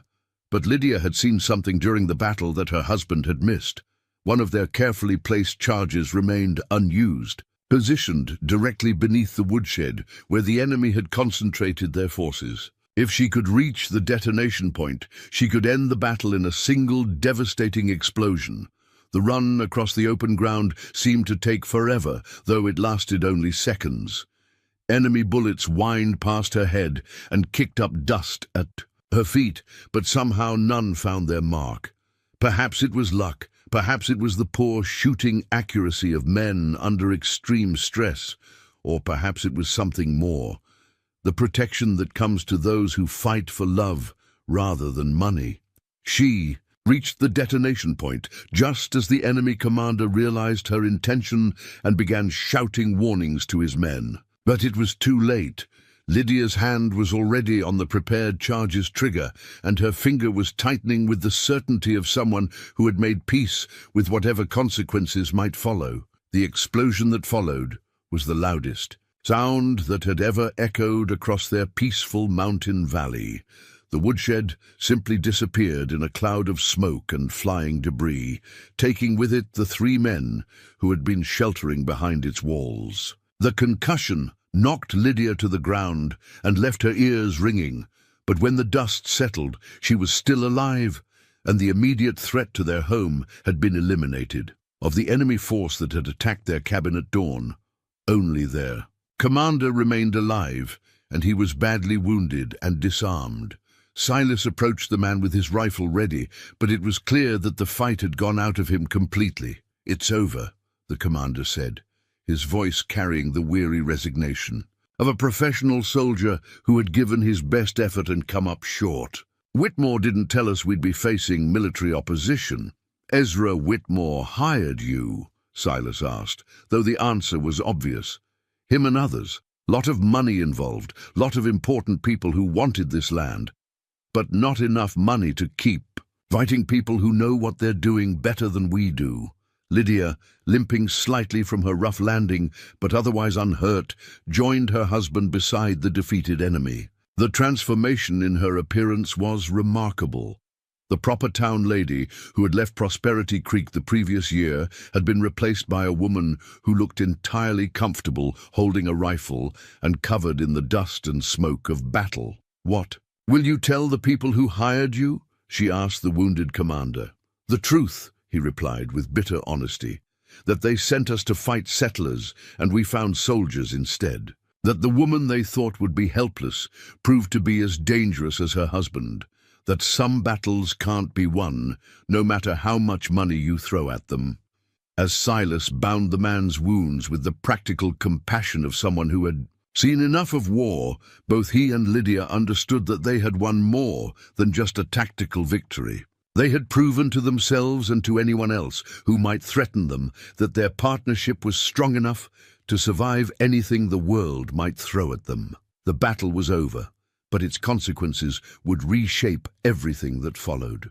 Ezra Whitmore's scheme had not only failed, it had failed so spectacularly that anyone else with designs on their land would think twice before attempting similar action. More importantly, Silas and Lydia McGraw had discovered that their love was not just strong enough to sustain them through ordinary hardships, but powerful enough to transform them into people capable of defending their dreams against any odds. As they stood together in the smoke-filled ruins of what had been a peaceful morning, surveying the evidence of their victory, both of them understood that they had crossed a threshold. They were no longer the lonely mountain man and unwanted spinster who had entered into a marriage of convenience. They were partners who had been tested in the fire of genuine crisis and emerged stronger than either had thought possible. 6 months after the battle that had transformed their mountain home into a fortress and their marriage into legend, Silas and Lydia McGraw sat on the porch of their rebuilt cabin, watching the sunset paint the peaks in shades of gold and crimson. The scars of combat had been carefully erased from their property, but the changes in themselves were permanent and profound. The legal aftermath of Ezra Whitmore's scheme had proven surprisingly swift once the territorial authorities understood the full extent of his fraudulent activities. The surviving attacker's testimony, combined with evidence found among the dead men's possessions, had exposed a web of corruption that reached far beyond one desperate father's attempts to escape his debts. Several territorial officials faced criminal charges.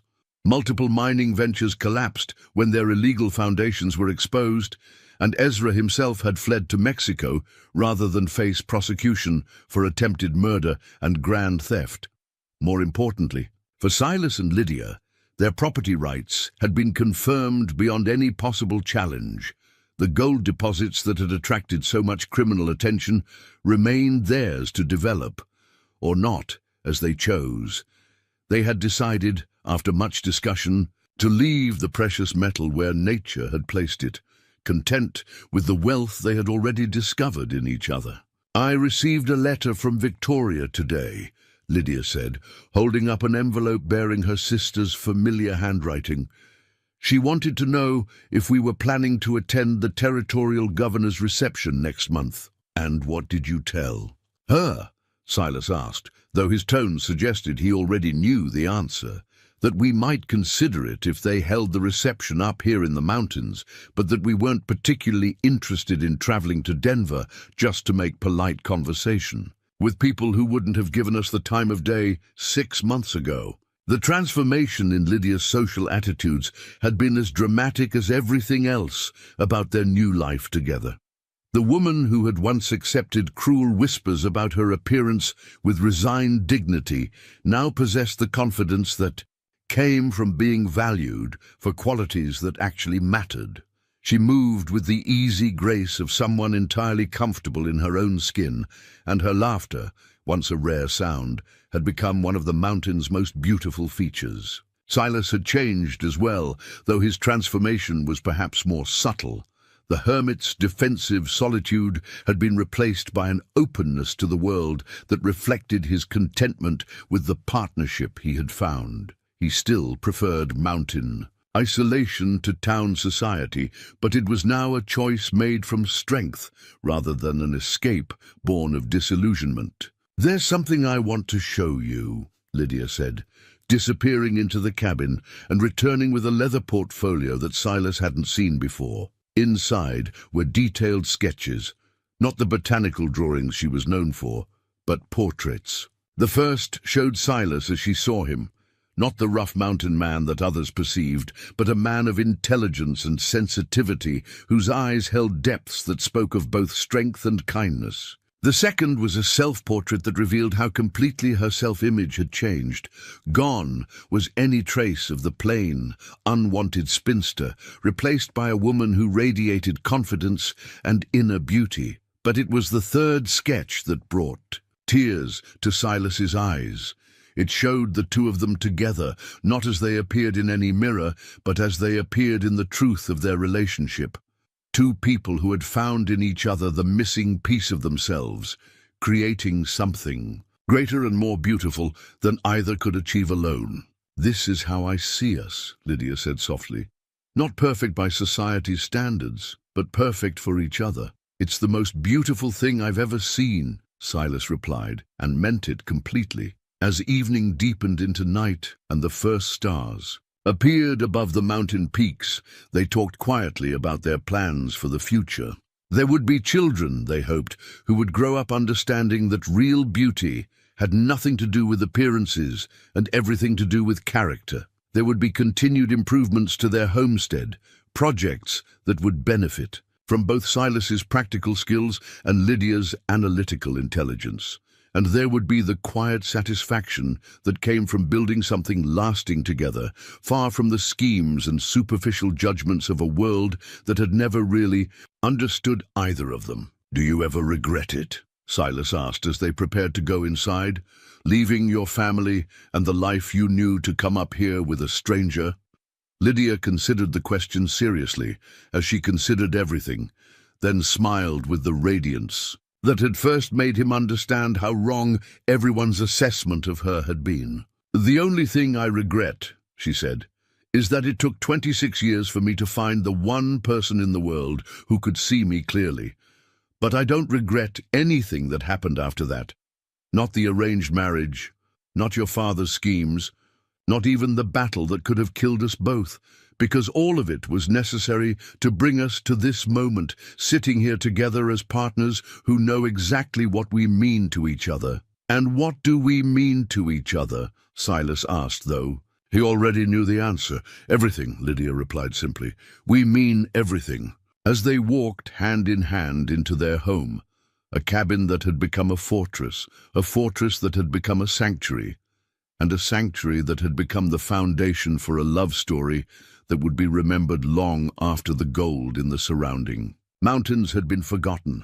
Both Silas and Lydia understood that they had discovered something rarer and more valuable than any precious metal. They had found each other, and in doing so, they had found themselves. The mountain man who had married the supposedly ugliest daughter of a millionaire had learned that true beauty was not about appearance, but about character, not about social status, but about the capacity to love and be loved in return.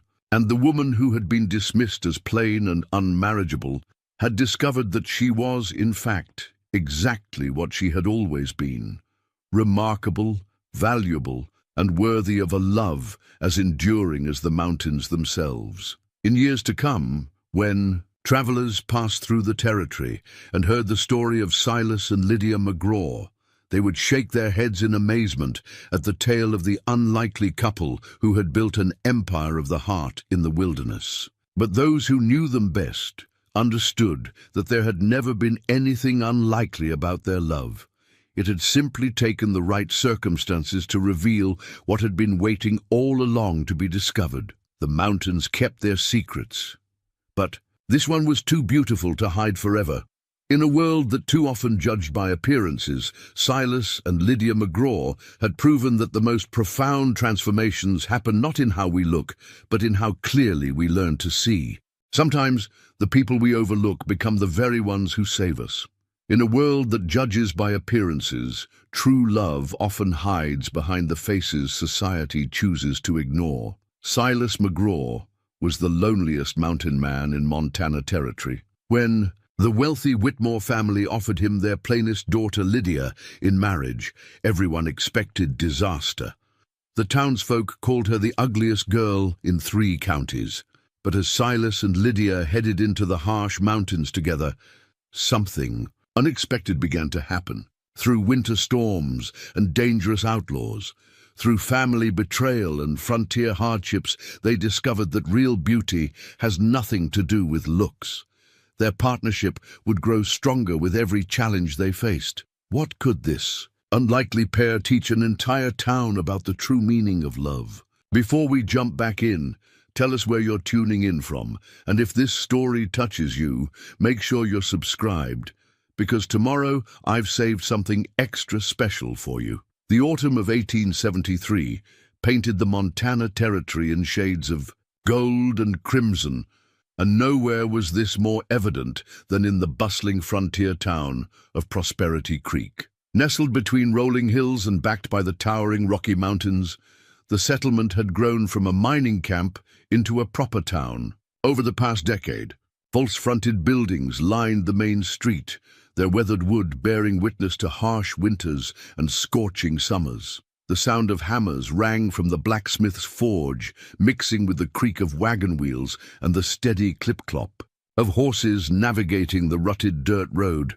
It was on such a morning that Silas McGraw rode into town, his pack-horse laden with enough beaver pelts and bear hides to turn every merchant's head. At 42, Silas cut an imposing figure even by frontier standards, standing well over 6 feet, with shoulders broadened by years of swinging an axe and hauling traps.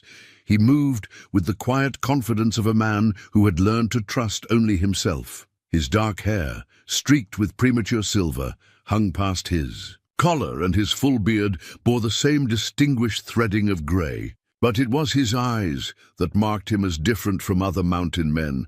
Deep brown and thoughtful, they held a gentleness that seemed at odds with his rugged appearance. Hidden beneath his worn leather coat, wrapped carefully in oiled cloth, lay his most treasured possession, a leather-bound journal that had accompanied him through 15 years of solitary mountain living. Its pages held pressed wildflowers, detailed sketches of elk and eagles, and philosophical musings written by firelight. The journal revealed what few suspected, that beneath Silas McGraw's mountain man exterior beat the heart of a poet, a man who found beauty in small things and recorded his thoughts with the careful penmanship of someone who valued words. The townsfolk watched from doorways and windows as Silas guided his horses down Main Street toward Harrison's trading post. Whispered conversations followed in his wake, not unfriendly, but certainly curious. Most knew of Grizzly McGraw by reputation, the hermit who appeared twice yearly with prime furs and enough gold dust to buy supplies for months. He never caused trouble, paid his debts, and minded his own business. Yet something about his solitary existence fascinated the married women and puzzled the men who couldn't fathom choosing isolation over community. At the far end of Main Street, where the businesses gave way to residential lots, stood the Whitmore mansion, a 3-story testament to the wealth that could be extracted from Montana's mountains. Built of imported brick and adorned with carved wooden trim, painted pristine white, it dominated the landscape like a transplanted piece of Eastern civilization.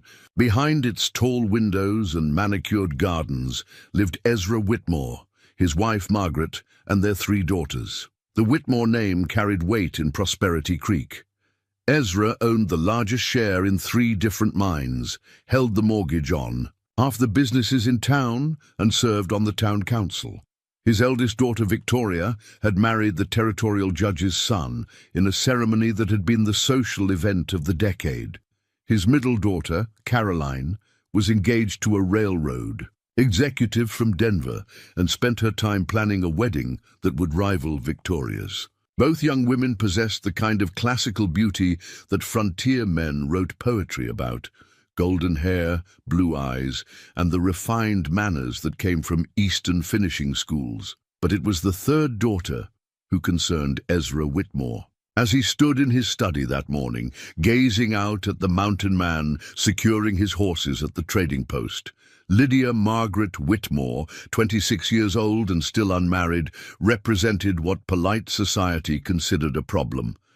Not because of any failing in character or intelligence. Indeed, Lydia possessed both qualities in abundance. The issue, as the town's matrons whispered behind gloved hands, was her appearance. A childhood bout with smallpox had left Lydia's face marked with faint scars, visible enough to be noticed in an era that prized unmarked skin above all else. Her hair, while thick and lustrous, was a plain brown rather than the fashionable gold of her sisters. Her figure, though strong and capable, lacked the tiny waist and delicate constitution that men seemed to prefer. Most damning of all, Lydia stood nearly 5 feet 8 inches tall, making her tower over most of the eligible bachelors in their small community. What the town's gossips failed to recognize, or perhaps chose to ignore, was that Lydia Whitmore possessed qualities far rarer than mere physical beauty. She could calculate figures in her head faster than most men could do on paper, having helped manage her father's business ledgers since she was 16. She spoke fluent French and German, read voraciously, and could identify every medicinal herb that grew in the surrounding mountains. Her garden produced the finest vegetables in 3 counties, and her preserves were sought after by every household in town. More importantly, Lydia possessed something her beautiful sisters lacked entirely: genuine kindness. While Victoria and Caroline moved through town like gracious queens, acknowledging their subjects, Lydia stopped to help elderly Mrs. Henderson with her shopping, read stories to the children at the schoolhouse, and never failed to visit families when sickness struck. The town's working women, if asked privately, would admit they preferred Lydia's company to that of her more celebrated sisters. On this particular morning, Lydia stood in the kitchen of the Whitmore mansion, directing the preparation of preserves, while simultaneously reviewing the household accounts. Her practical brown dress was protected by a spotless white apron, and her hair was pinned back in a simple but neat arrangement. She moved with efficient grace, checking the temperature of the preserving kettles while making notes in a leather-bound ledger. "Miss Lydia," called Sarah, the young Irish maid who helped in the kitchen, "there's quite a stir in town this morning. That mountain man, the one they call Grizzly, he's back with enough furs to buy half the territory." Lydia looked up from her ledger, curious despite herself.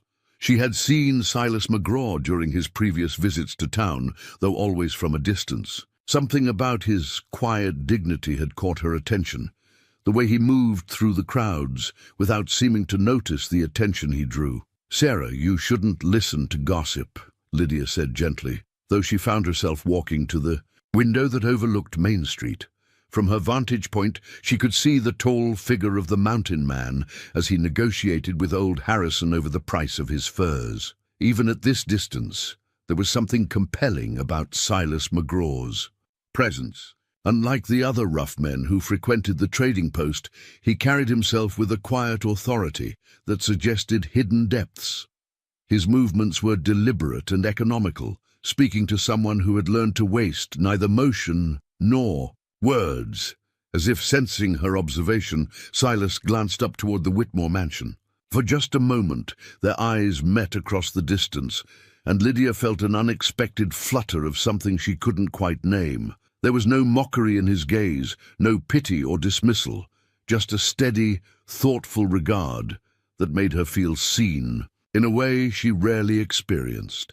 The moment passed as quickly as it had come, with Silas returning his attention to his business and Lydia stepping back from the window, her cheeks warm with embarrassment at being caught staring. "Miss Lydia?" Sarah's voice held a note of concern. "Are you feeling well? You look flushed." "I'm fine, Sarah, just the heat from the stoves," Lydia replied, though she made no move to return to the preserving kettles. Unknown to Lydia, her father had also noticed the mountain man's arrival, and his attention was focused not on the quality of Silas's furs, but on something far more calculating. Ezra Whitmore was a man who saw opportunities where others saw only circumstances, and as he watched Silas McGraw conduct his business with quiet competence, an idea began to form in his mind. The idea would change everything, for better and for worse. But for now, it remained just a thought, germinating in the mind of a desperate man who had built his reputation on making profitable deals, regardless of the human cost. As the morning sun climbed higher over Prosperity Creek, casting long shadows between the buildings, none of the three principals in this developing drama could have imagined how their lives were about to become irrevocably intertwined. Silas continued his methodical trading, Lydia returned to her domestic duties, and Ezra Whitmore began sketching the outline of a plan that would shock the entire town before the week was through. 3 days after Silas McGraw's arrival in Prosperity Creek, Ezra Whitmore made a decision that would scandalize the town and forever alter the course of 3 lives. The decision came not from paternal love or even basic human decency, but from the cold calculations of a man staring into the abyss of financial ruin.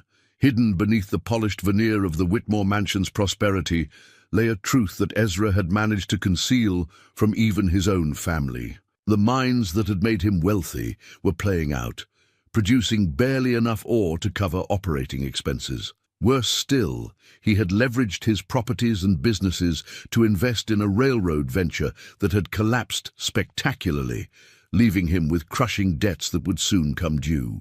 The monthly payments to Eastern creditors were eating away at what remained of his capital, like acid through metal. Ezra sat in his mahogany-paneled study, staring at the formal document that had arrived with the morning mail.